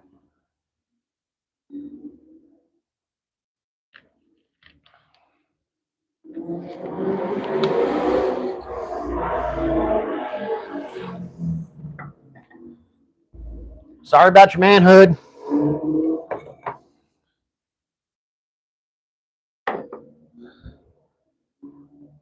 He sounded a wee bit insecure, didn't he?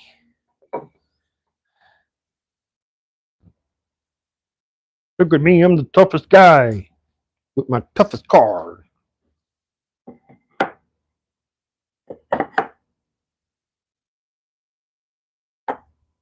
And yes, whatever tickles your pickle, buddy. Okay. Let's confirm one more time that that's going to give us our 18 inches, which I know it is, but measure twice, cut once.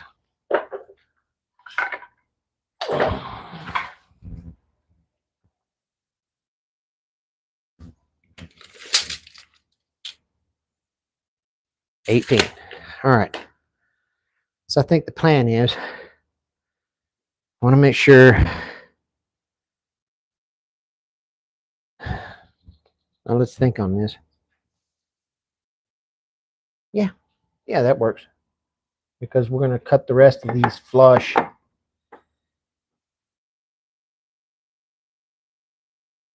Alongside that. Yeah, I think so. So I think what I'm going to do next is I'm going to glue and brad nail each of those. Oh, come on. Along the sides, lock in our 18 inches.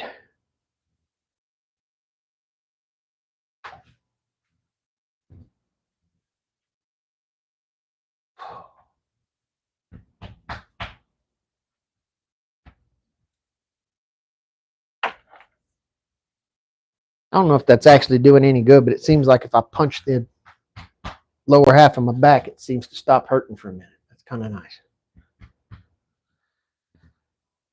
Maybe I need a massage.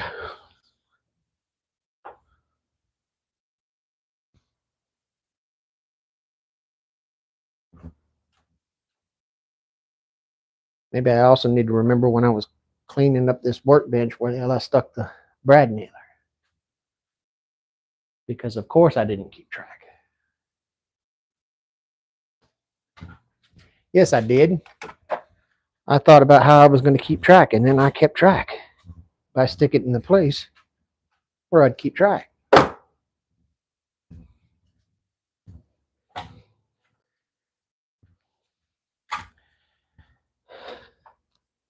Let's grab some brad nails.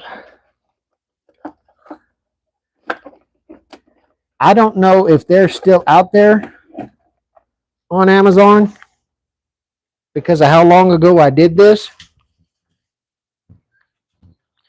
And it might have been a holiday sale or something, but I got to tell you,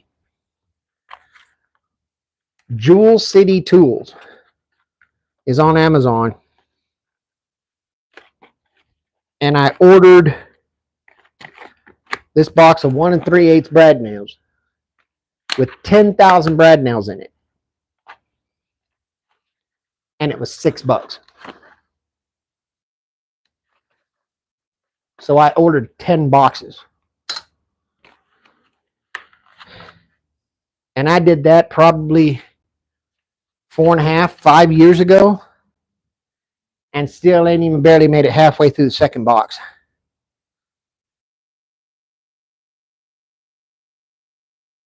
So if you are in the market for them, or you end up finding yourself running down to the Hazard Front or the Lowe's or the Homeless Despot or whatever, because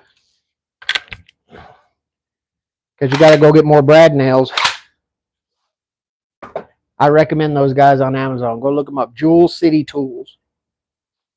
They'll sell you boxes of brad nails cheaper than anything. And I've never had, they don't stick, they don't misfire. They've never given me any shit in the nail gun. I mean, they do everything they say they're going to do, just as advertised.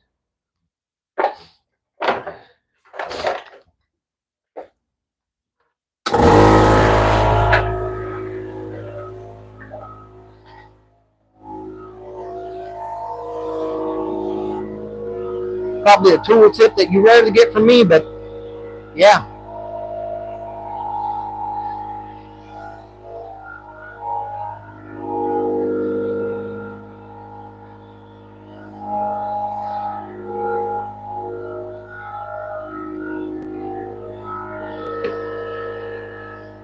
Let's get you down here so you can see what's going on.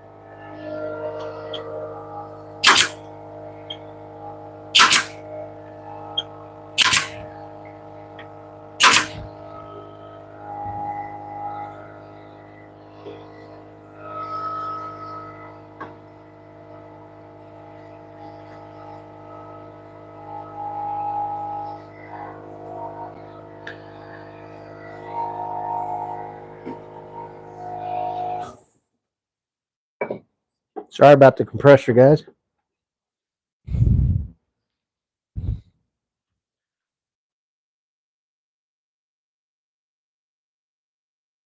Caleb, good to see you. Thank you for stopping in, buddy. Some of you more astute may notice that my Type Bond 2 is awful watery. And you'd be right. I have found that my climate requires me to add a splash of water to thin the consistency of it, because I live on the very edge of the desert in West Texas. It is very quick work for my glue to decide it's dry.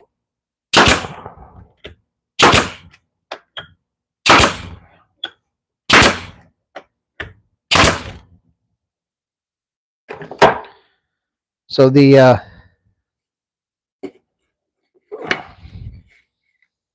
additional water, and granted, it's just a splash of it, not very much at all, gives me a little bit of extra working time that a lot of you that work in more humid climates get to enjoy, without my glue deciding to set up on me before I'm all set and ready to go.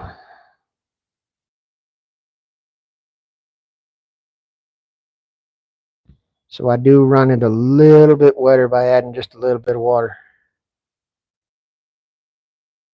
And no, although it is a benefit, I don't do it to be a cheapskate, make the jug last longer, which it does. Admittedly, it does make the jug last a little bit longer, but not by any measurable amount.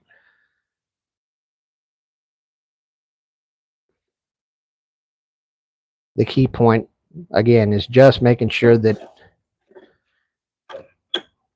I got enough set time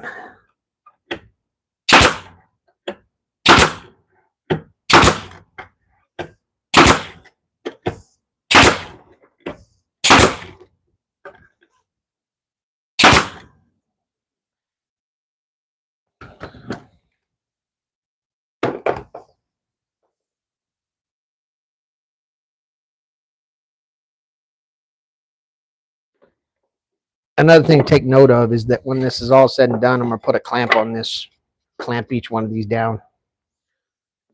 Matter of fact, I don't even need brads in this last one. I could just run my clamps and set her up.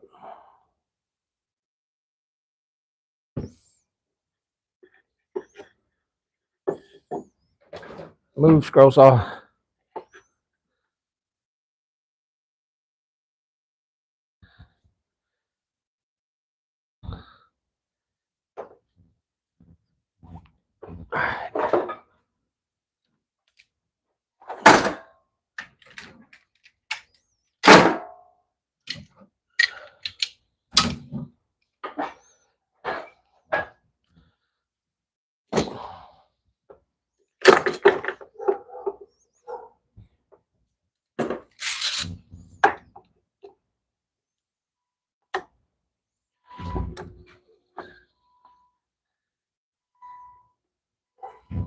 Hi, friend.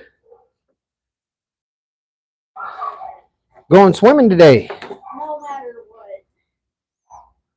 She said that she was done with not being in the pool. So. All right. No matter what, you are going to the pool. Yeah. I love it. Give me just a second. I'm going to glue this up before the glue dries. We are on live right now. You want to say hi to the world? Hi.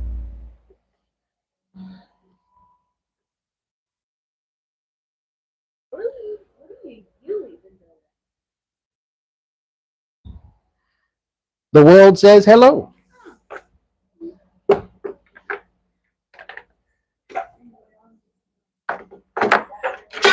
Yep, I'll get it inflated in just a minute, friend. For everyone on the stream, unsubscribe.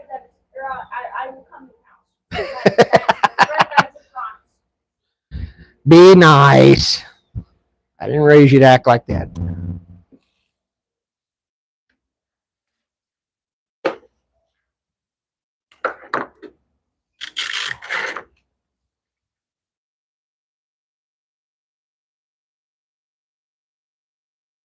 All right.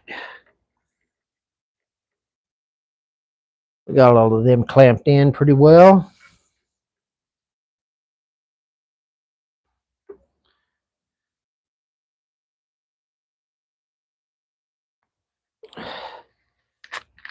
Then we have to tend to the important things,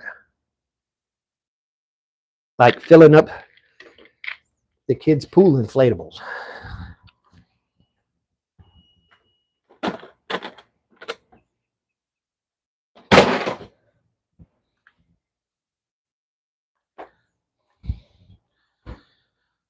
All right.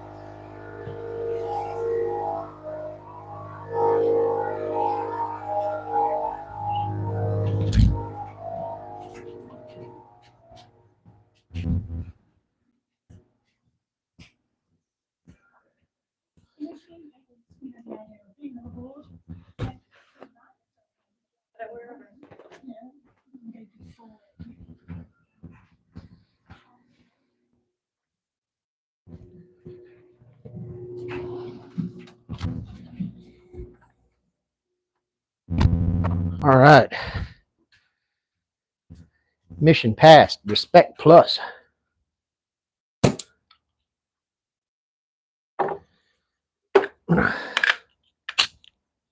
Bury this in again. We get a little time to sit around and talk a little bit. We'll wait on glue. The other good part of it, guys, that desert climate I was talking about, and my camera must be dirty. Is that any better? Y'all see what the damn or no?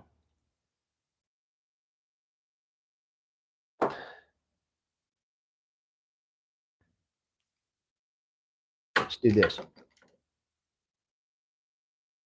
Maybe you can see me a little better that way.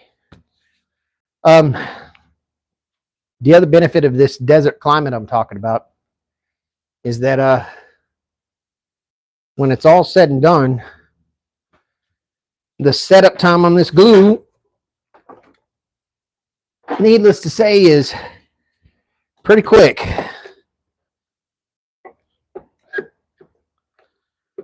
So we won't have to be shooting the crap for very long.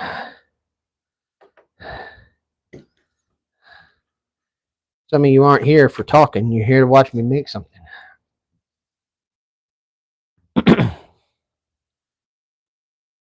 Thank you, Plywood. I see that you agree and understand my logic. That make no damn sense if I got to chuck everything because it dried before I had a chance to make it. But it does, I mean, even still, if you can hear that, it's not all that watery. I mean, for this entire glue bot, I probably filled up one of these with water just to add a little bit more to it.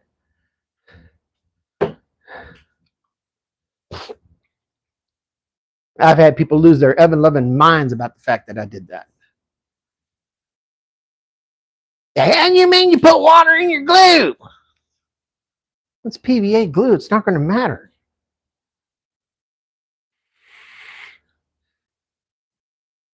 Its primary component is water.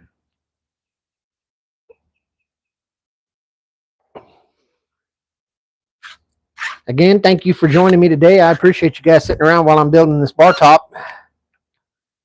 I hope that anybody in America had a wonderful 4th of July. Hope you guys had a great time.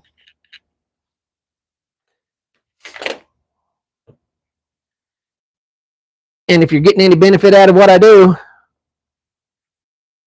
or you just feel like I earned it, hit that subscribe button. That would be absolutely great.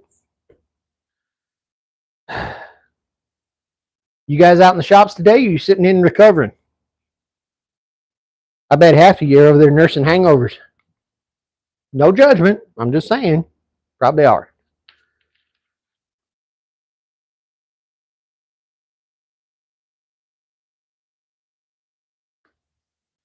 Big jug of ice cold bottled water.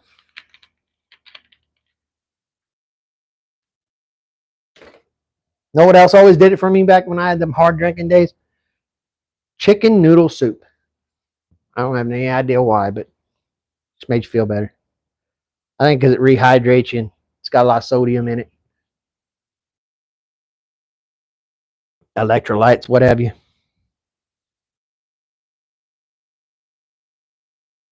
And it's not a good shop drink if it ain't got wood chips and sawdust floating in it.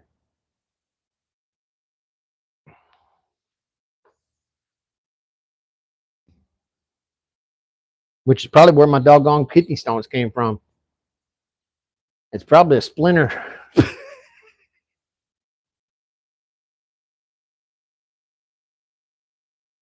I'm in the shop about to finish this video, letting the fan run a few minutes. Maybe I ought to build a fan. What do you think? You think we can build a fan real quick? I bet I'd feel a lot better if I did. Get some air moving.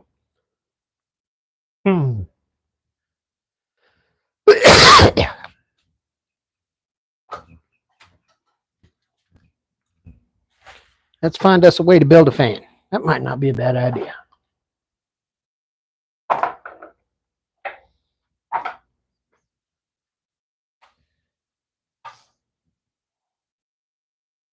So the first thing we're going to need in order to build, ooh, come on back. In order to build an electric powered fan is an electric powered motor. So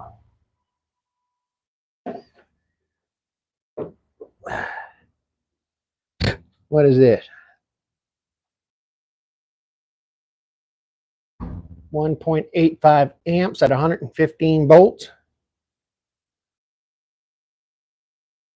I do believe that is a motor with a shaft that we can probably hook an impeller to.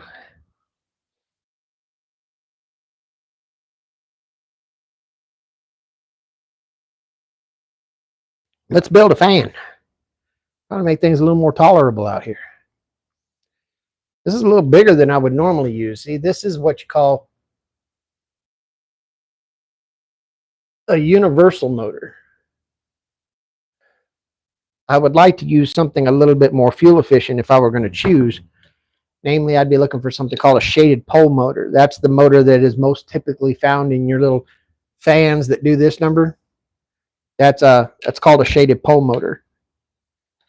But this will work. How many RPMs is this guy? 3,150 RPM. That sucker's gonna blow. That's gonna move some air now.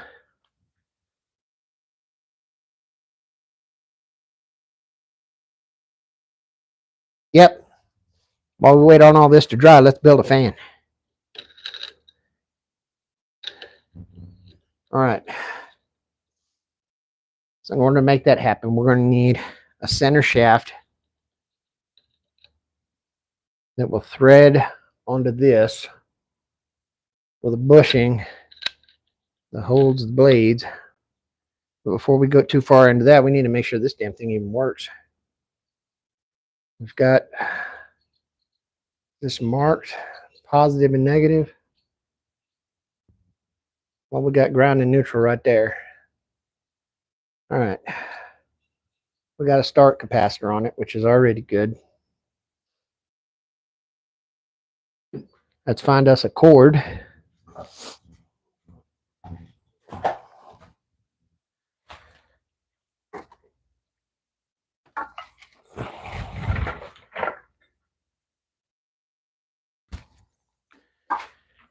Which in my vacuum cleaner video, I took this cord off. So we're good there. That gives us a hot, a neutral, and a ground. I don't see any way to ground this motor. Well, there's a ground right there, I guess. We can just ground it to the body. Okay. Nope. We have what's called blade connectors here. We'll have to use those. Let's get us some electrical connectors.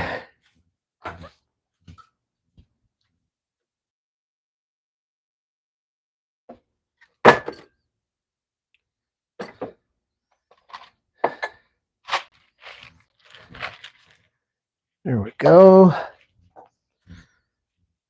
Let's grab us wire strippers, set of electrical connectors from down at the hazard fraught. If this ends up proof of concept that's working, let's get the soldering iron ready.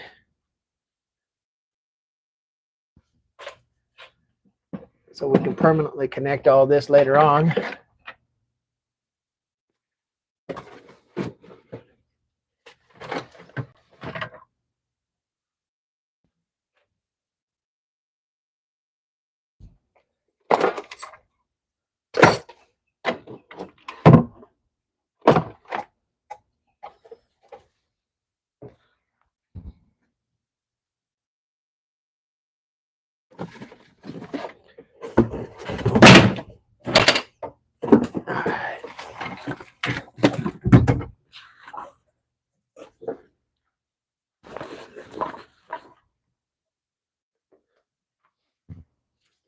All right, soldering iron's heating up.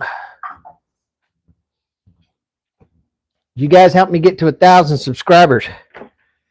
If you do, complete transparency, I went down to, you know, them boys that they'll buy a pallet of returns and crap from the Lowe's, the Home Depot, Haven Freight, wherever the hell it comes from, and then they'll piece it out and then they'll sell it at a discount. I talked one of them boys local. He gave me a deal, and I got you guys. I know it isn't much, but if I get to 1,000 subs, I'll give this away. It's from Milwaukee. It's at M12 fuel. I got a drill and an impact and a charger and a couple batteries. I figure if you guys are down with that, when I get to 1,000 subscribers, the next shooting the poop after that, we'll do a little giveaway and spin a wheel and give this to one of you guys.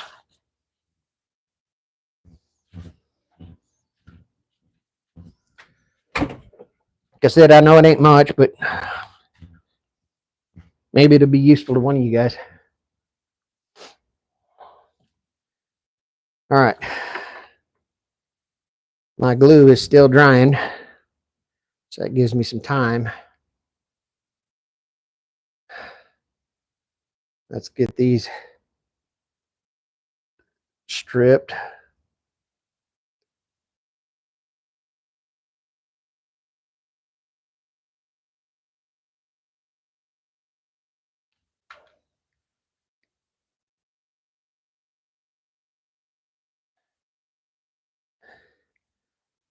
I don't know about this cord. I'm already a little nervous, but we'll see how it goes.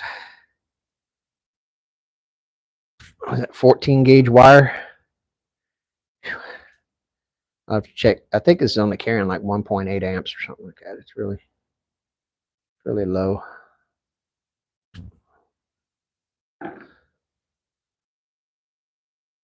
Miss Carrie, how are you? Good to see you. Kevin, thank you for stopping in.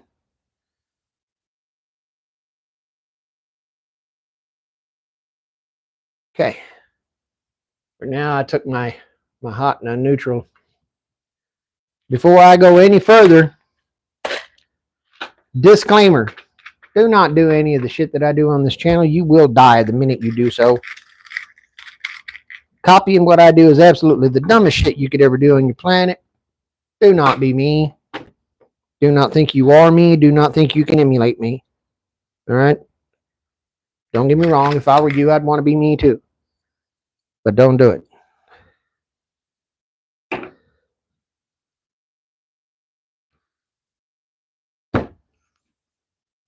All right. I found a couple of emails that fit on my spade connector.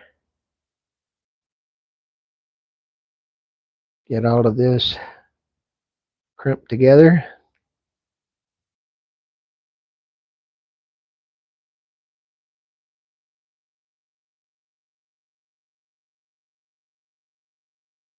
RL, good to see you, buddy.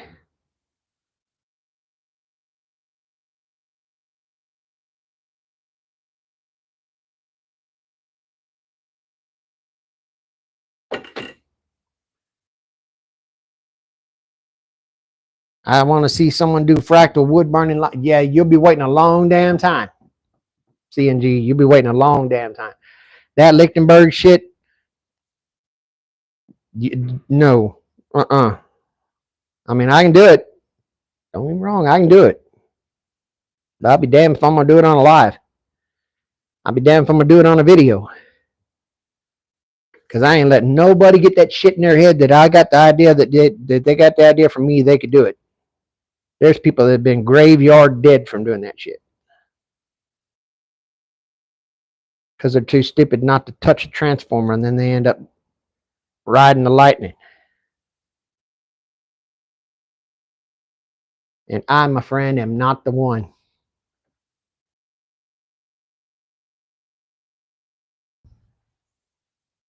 It is a bit dramatic, Carrie, but hell, if I see somebody electrocute themselves on a live, I'd like to call that a little bit dramatic.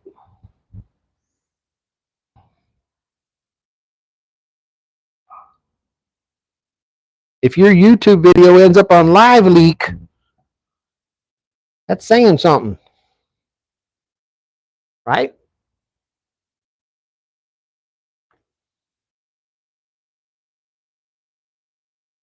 I don't even know if Live Leak is still out there. Is that even still a site?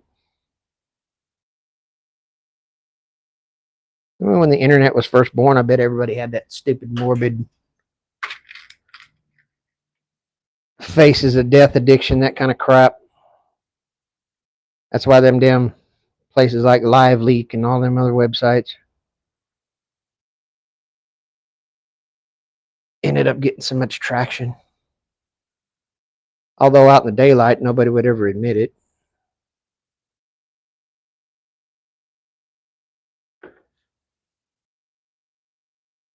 Dave, good to see you, friend.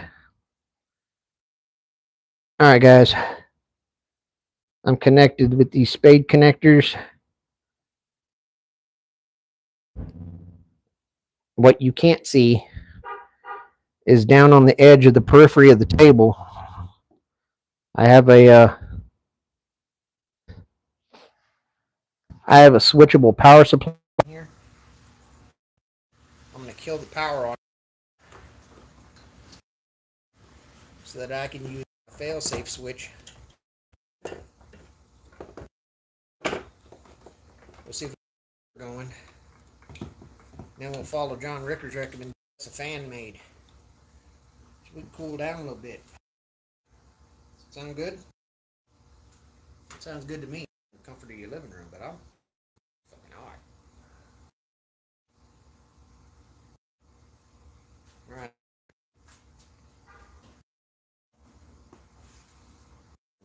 right way. I'm hooked the right way. That's famous. Am I hooked the right way? See what happened? Contact.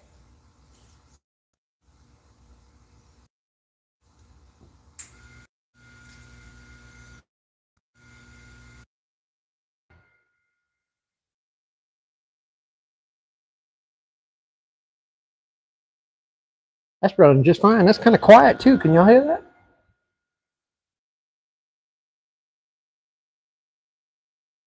I think we might be on something.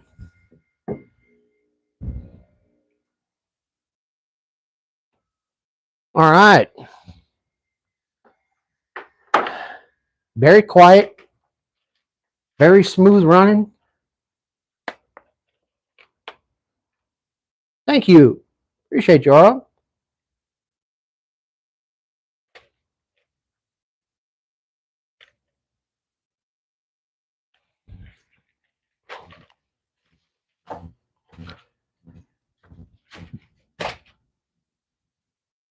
I was looking like a homeless bum there for a bit. All right. So now, well, hell, join in. Let's figure it out. While my clampy is clampy,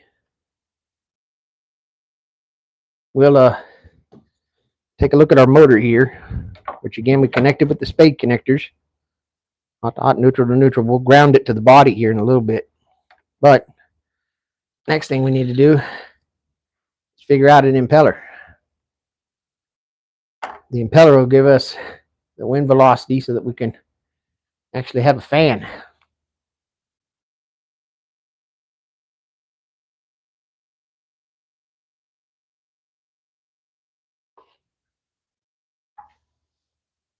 Kevin, thank you for stopping by, buddy. Appreciate you.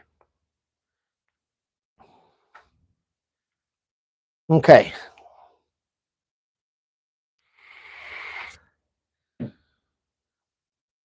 This thing's kind of already beat us to it a little bit.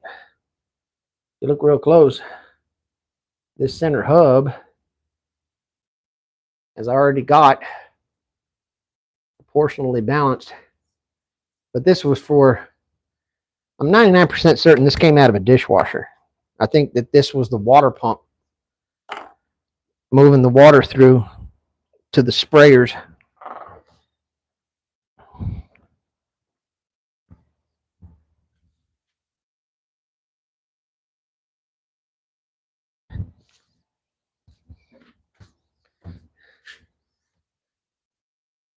All right, so this obviously does not want to rotate itself in a way that makes it unscrew itself. So this is tightening it, which means that the motor turns this way. If the motor turns this way, then the blades are going that way. I think that's backwards, actually. We need the blades going the other direction so that it's pushing the air this way. Hello, Miss Barry. Good to see you. All right.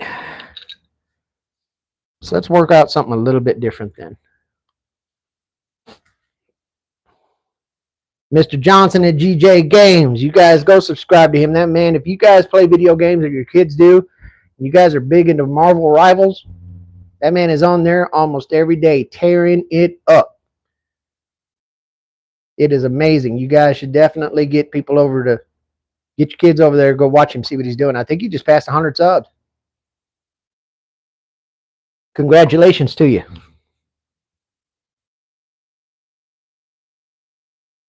Where do I got a fan? I know I got a fan somewhere here. Or some fan blades or an impeller or a CPU fan. Just got to think out exactly to get some blades on the motor we ascertained.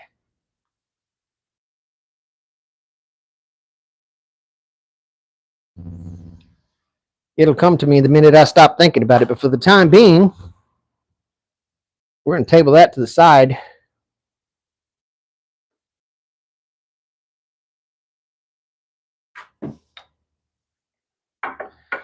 Get back to our bar top.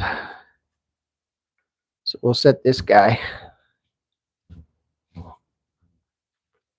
over in the fuck with it later pile.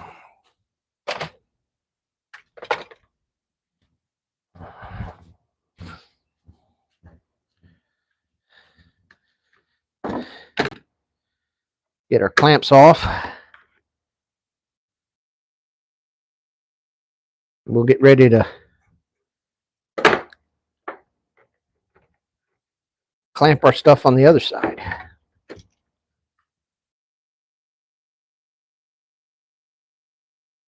Thank you for that, John.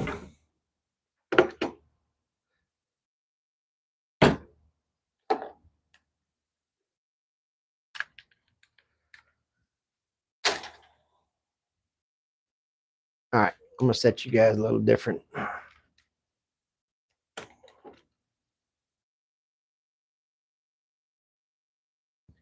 While I continue to remove all these clamps so we can address the other side. And then after that, we'll start working on runic. I believe that we decided on a diamond pattern starting in the middle. I think that's what you said.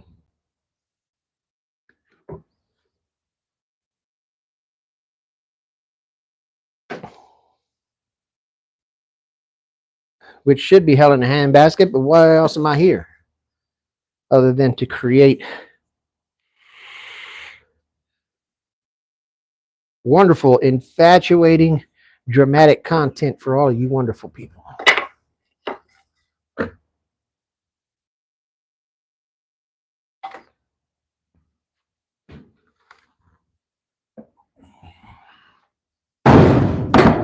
Hey, there's a door there.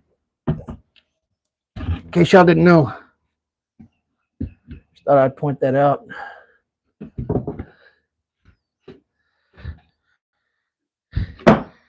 Anything for my viewers?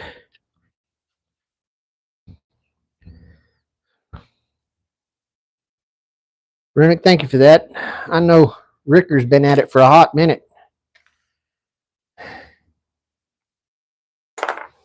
He could certainly use the subs. All right. Let's get these guys set into place.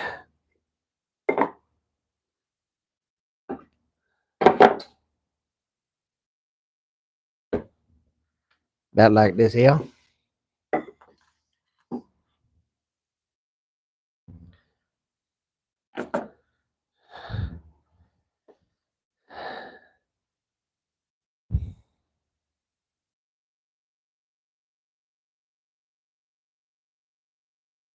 All right, all right. So start putting this board together. Again, for those of you just joining, the first time you see me gluing today, you might take note that my glue is a little waterier than what you remember from your own glue bottles. And that's because I have the good fortune of dwelling in West Texas, right on the edge of the deserts of eastern New Mexico. And because of that, my glue setup time is distinctly different than yours.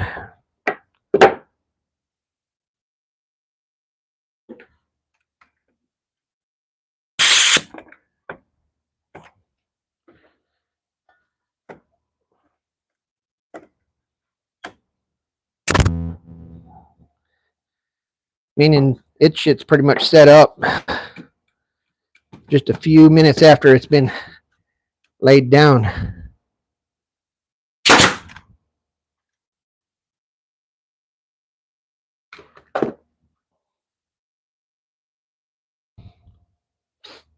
So I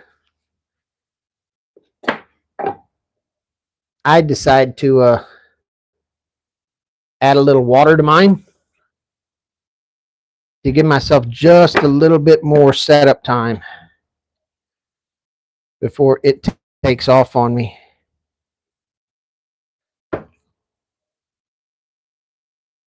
because take off it shall. If this isn't your first live with me, I believe that you've seen me several times. I'll take a piece that I just got done gluing, set it out in that Texas sun for a minute, come back after baking at 145 degrees on the dashboard for about 15 minutes. It's cured dry as a bone. So all of you guys that say you got that damn 1 hour complete cure time for your Type Bond, I don't know where the hell y'all getting that from, but you ain't getting it from here.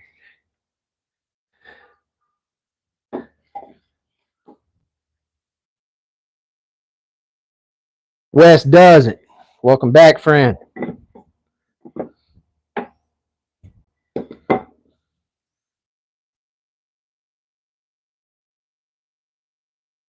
Wes, I don't mean to throw this kind of card in there, but I think everybody would give me a bit of a leniency in doing so. I know that you are very, very enthusiastic about supporting fellow African American creators, and GJ Games is one of them. He has got a very great channel. He does a lot of good gaming stuff. I think giving him a sub would be right in your wheelhouse if you wouldn't mind. I think he'd like it. Wes says, I want to ride that bike. Go on, man. Listen, that little 250 is something else. You get the damn kids out there, they tear that shit up. They're not going to do it today, unfortunately, because they're all preparing themselves for the pool, which has been an ongoing saga with my HOA.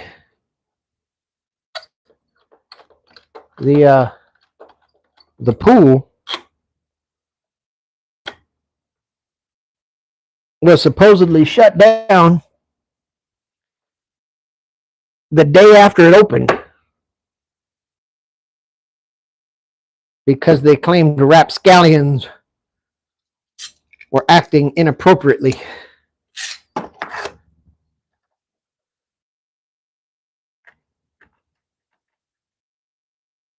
So I guess as punishment, they decided to shut the pool down.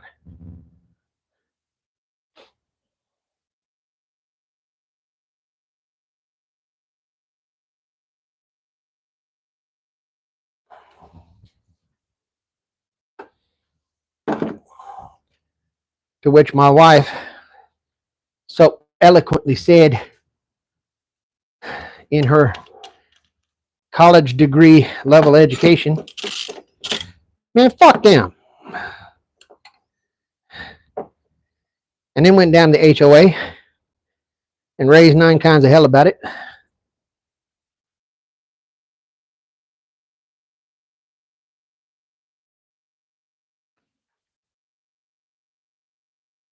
Until they acquiesced and decided that the pool would be open starting today. I'm sure you can imagine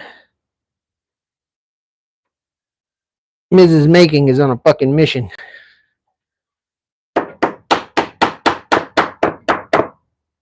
She will go enjoy that pool no matter what.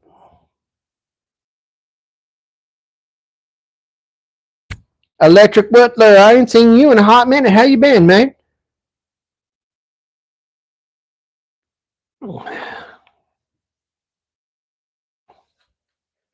We got another moment of waiting on the glue, folks. While we're doing that, Runick, in his stylistic wisdom, has decided to be a sumbitch. I love you to death. But he's decided to be a sumbitch and said that I got to build a diamond parquet pattern in the middle of this bar top.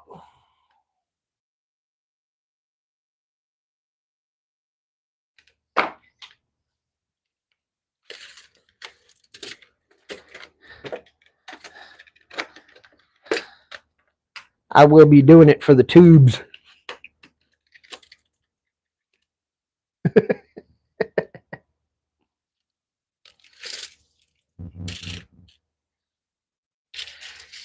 I'm waiting to get an accurate measurement until after this is all dried up.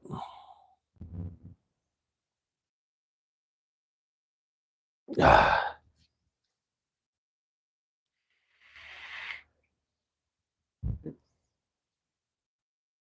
believe I've got a significant number of pallet slats over there, which will make it very easy for me to build the underside. I mean, essentially under this, a tiki bar, or a rustic tiki bar, I guess is the way they're calling it. Just a crate with a shelf in it. This bar top's going to be the maker of the deal. I just took a look at this box again, and this is the only product placement or the only product recommendation, not sponsored, not affiliated.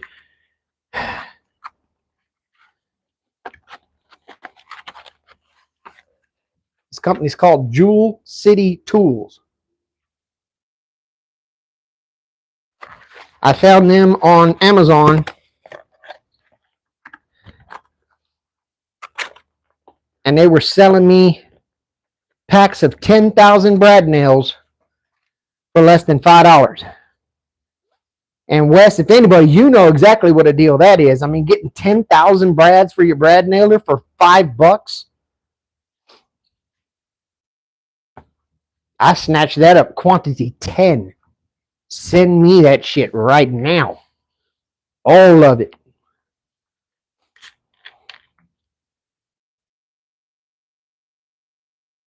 Dropped them something like $52 after shipping, taxes. That was almost 7 years ago, and I'm barely through box number 2. I got 100,000 brad nails out of them for like $50.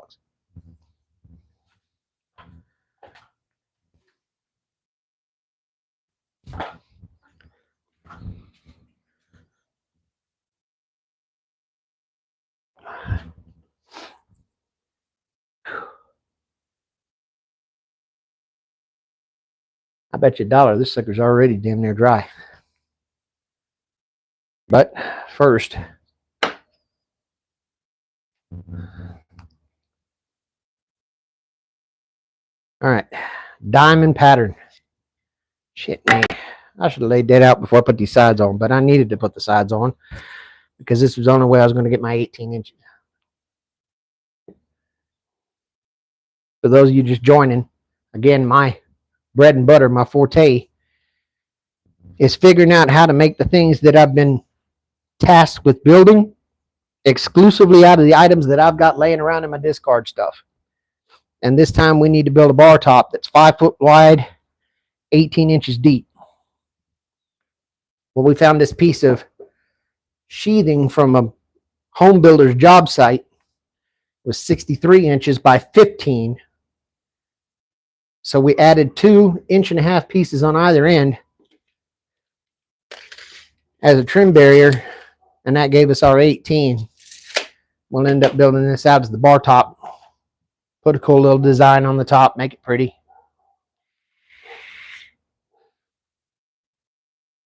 And then we'll put a bar belly underneath it with a little shelf. Send this guy on to his new home. Questions that I've had. How come you don't run things through your joiner and your planer? I do have a joiner and a planer, but Brunick was talking about this a couple of live streams ago, and I think that it's the best way for me to describe why I don't apply a whole lot of fine woodworking techniques to this kind of stuff that I'm building. It's something called the uncanny valley. And that's where, for example, you can look at a picture of Bugs Bunny. And when I ask you what kind of animal Bugs Bunny is, well, then you immediately say it's a rabbit. And you have no problem with grasping the idea of looking at this bipedal talking caricature and saying that's a rabbit. Because it has a couple of very vague features that indicate it to be a rabbit. Big floppy ears, cotton tail, buck teeth. Now, the closer you get to an actual photograph of a rabbit, Then you get into the area where somebody has done a sketch of a rabbit, but it looks like crap. And you can recognize that it's supposed to be a wascally rabbit, but you can also tell that it's off and it's not right because you've entered the uncanny valley. You've entered the point where somebody is trying to make something look authentic, but it's not. And your eye can pick it up and it's off. That's why I don't run these things through the joiner, through the planer, why I don't get really crazy about the finishes or the final, I don't get into that, because at the end of the day, you can look at this and clearly tell that this is rustic reclaimed stuff, right? You can definitely tell that this is not meant to be Sam Maloof. It's not meant to be heirloom furniture that's going to last 400 years. And the closer I try to do that, meaning hit stuff with the planer, hit things with the joiner, run all of this through my thicknesser, which, by the way, I have one. It's right under the bench over there. The more I try to do that, the more, well, the country way to say it, the more I'm selling somebody a line of bullshit, trying to tell them that this is some piece of fine furniture when we damn well know it ain't. So that's why I make very few decisions as far as getting really in depth into the fine finish of things. Let's just get it together, let it be what it is, and accentuate the character, the flaws, the mistakes, and all of the things that make it the rustic piece that it is.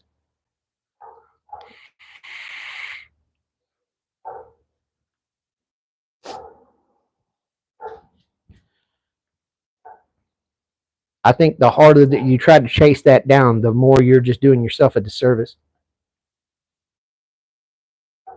Yeah, you guys haven't subbed to Runic. You need to. The damn guy, he's smart. The guy knows his stuff.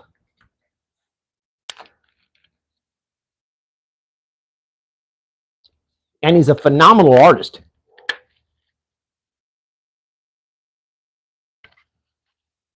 Well, Wes don't listen to nobody. We already know that. You don't listen to shit.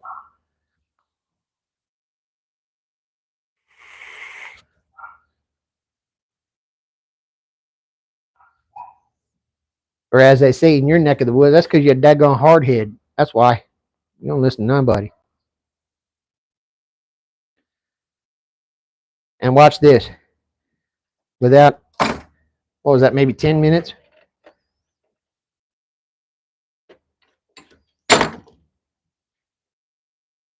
The desert heat. Humidity of negative damn.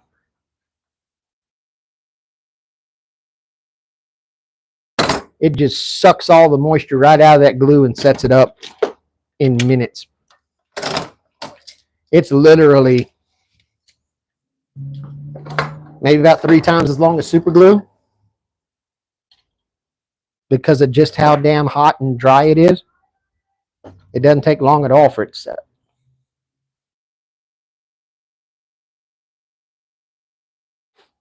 Wes said he ain't never sold nothing. That man is building the entire damn houses and he's talking about he ain't never sold nothing. All right. Let's establish our diamond pattern. All right. We knew that our overall width of the bar is 63. 63 cut in half is 31 and a half. You find my damn, there it is. So we'll pull the 31 and a half.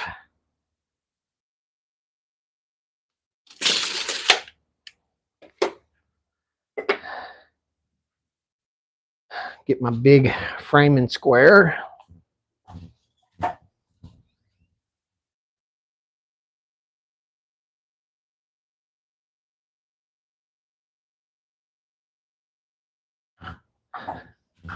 Now, I know I didn't hang it back up because that'd be smart. And nobody has ever accused me of that shit. All right. We'll do it the other way. Bill O'Reilly, fuck it, we'll do it live. 31 and a half. 31 and a half. 31 and a half.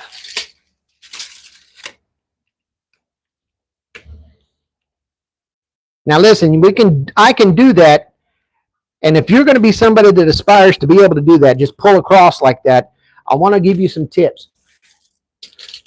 Your enemy is setting your tape at an angle like this. As long as you can keep that sucker square and you got a good eye for being able to know that you're running parallel, you can get pretty accurate measurements. You're only going to be off by maybe a 64th if you deviate about that much. So yes, you see me doing that, but that's because I'm so used to pulling. Some bitch was looking at my square the whole time. I used to trust y'all. You know that?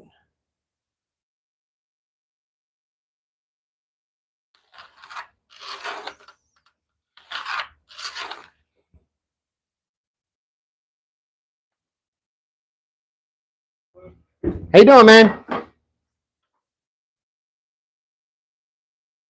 The neighbors they sent the designated courier. And you guys were in school, I'm sure you remember. You know, everybody parties their ass off. And then the next day, somebody gets stuck being the designated courier. Meaning, hey, you're fixing to go to the store. Hey, go grab me some Gatorade, man. Fuck, I need a Pedialyte, man. Hey, hold on, let me give you some money. And yeah, we know how that goes. Poor damn dude. All right. We'll pull 9 inches off our 18.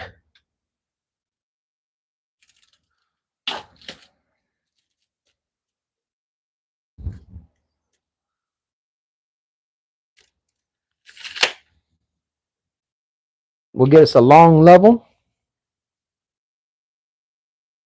Dude, listen, that damn hood is one of about 1,000 things that needs to be done with that truck. Why does that hood look like shit? Because it's got some stupid flames on the hood for reasons completely unknown. It's got holes drilled in the hood where it had a pair of cowls. I don't know why the hell they even did that. But Mike, why the hell would you bother buying something like that?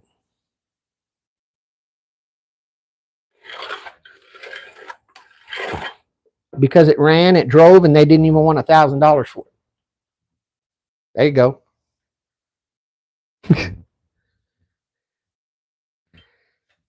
It'll go out there and turn over right now. But I think the torque converter shredded in it. But to address what you said, Riddick, all of this crap up here, this stupid flame jaw, all of that's going to be a moot point because I'm actually going to sand the whole truck down. And I don't know if I could say this on a YouTube live. I think it may make it contextually. I mean, it's not a big deal. Murder it out. Meaning everything's just going to be black, just flat black front to back.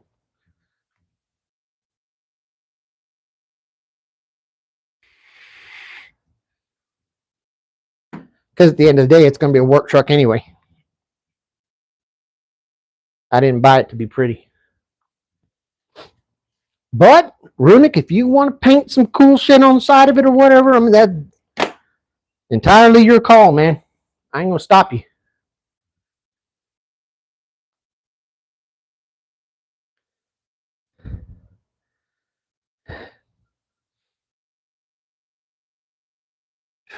All right. So we've laid out the quadrants.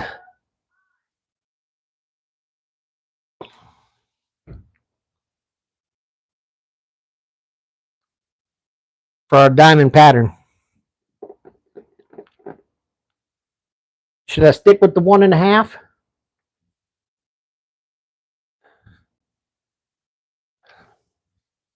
Well, hell, I've already cut so many things at 1.5 inches.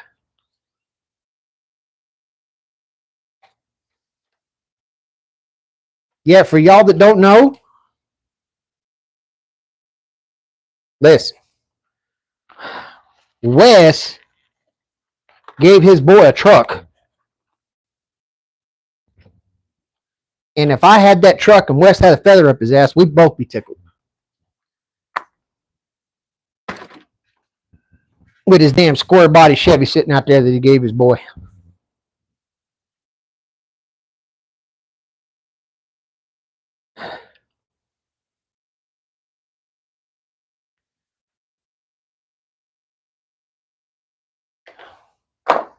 All right. Using referential measurement, I think that this is a good thickness for the pieces.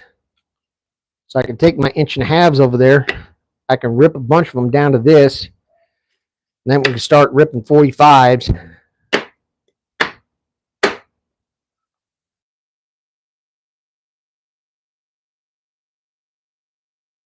Build out the diamond.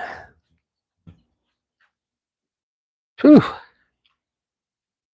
How long have I been keeping y'all? Damn, y'all been here 3 hours already. I mean, don't get me wrong, I'm appreciative. Love y'all to death for doing it.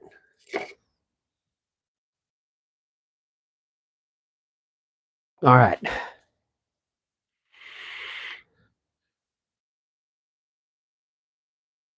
Next step's going to require a few power tools.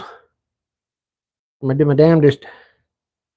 Well, I guess I should ask, has the noise cancellation on this microphone been worth the damn when I run the table saw? I mean, can you guys hear it really bad, or does it kill it off okay?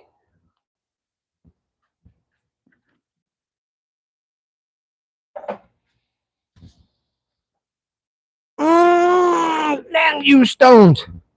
Oh. Hello. All right.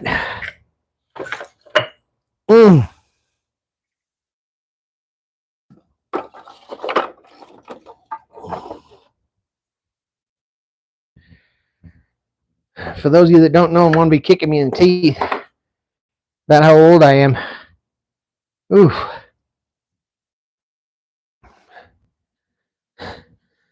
I've been trying to work out these kidney stones for going on about a week, maybe 2.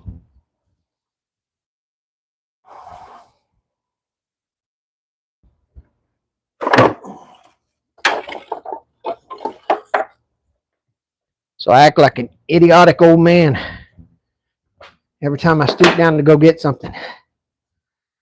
Whew.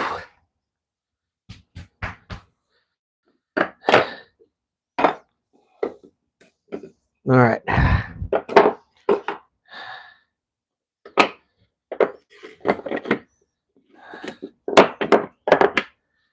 Let's gather up enough material that we know is going to cover all this up.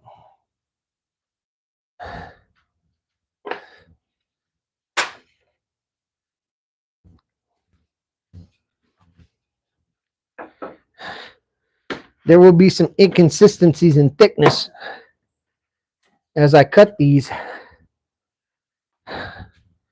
but so it's known, I'm going to compensate for it by, I've got an angle grinder with a big, very aggressive flap disc that I'm going to use to just power over everything almost like a planer and smooth it all out.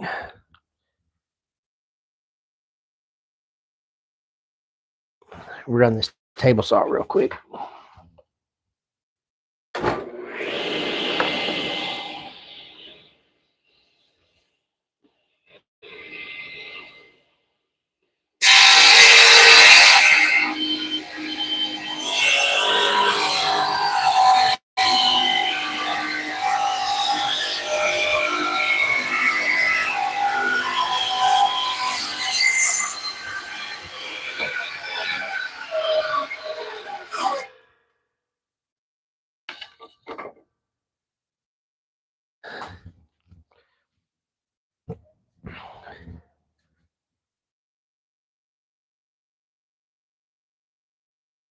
Thank you for stopping in, Wes. Appreciate you, man. At the end of the day, look at this.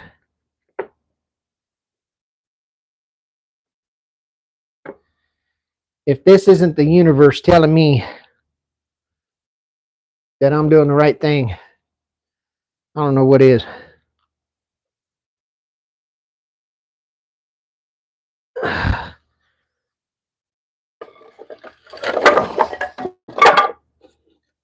I'll knock on wood eventually. But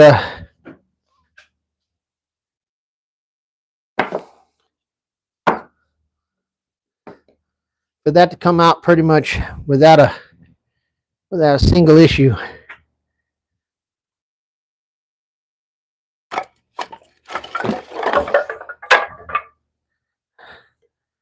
I think the universe heard me bitching about my back and decided to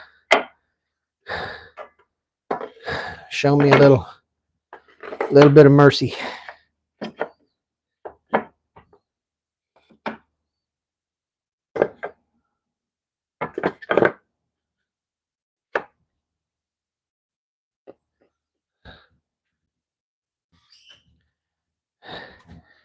The reason I'm laying all these up there right now is because I want to ascertain that I've got enough material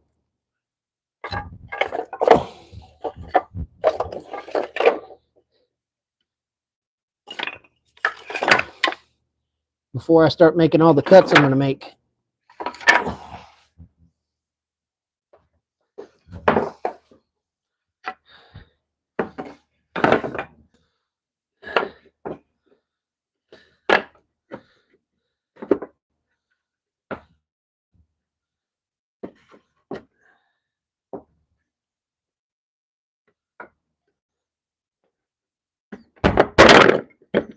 Yep. That one's got a bow in it. All right.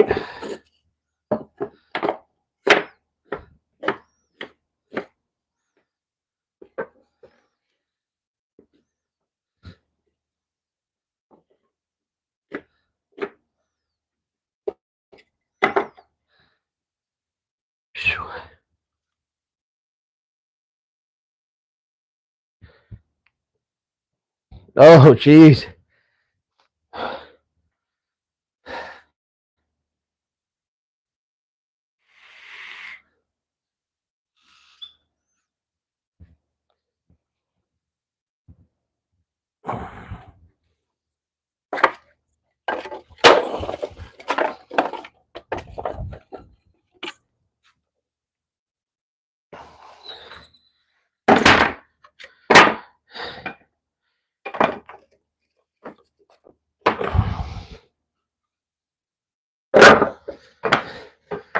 Wes has been fighting with that Chevy of his for a while. Damn thing doesn't want to start with the damn. I feel your pain, man. I'm sorry.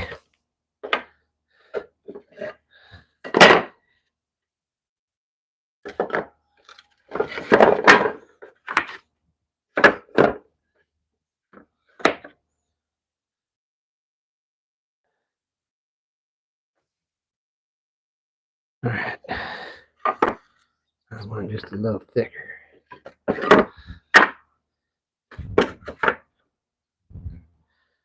All right.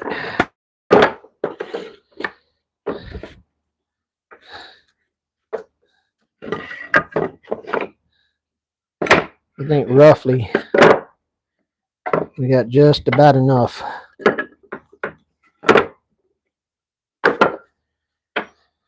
Take care of what we got to do.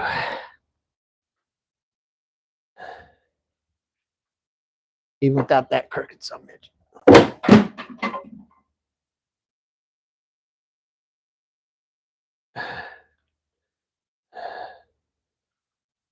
Whew. Although, let me see. It's 1 o'clock. I may return for part 2. I'm gonna roll that bike inside. Go see if I can't find something to put in my belly and sit down for a minute in the air conditioner and then come back and finish this up. What y'all think? Would that be okay with y'all?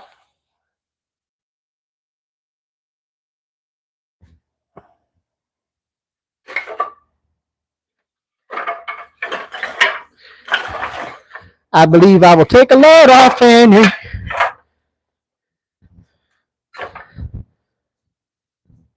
Take a load for free. Yeah, I think that's exactly what I'm going to do. I won't bore y'all with this. I'm going to bring that bike inside. I'm going to sit down and go have a bite. Then I'll fire up the live again. We'll finish beat this up. Thank you for staying as long as you did. Appreciate all of you. Mike's gonna keep making stuff after lunch.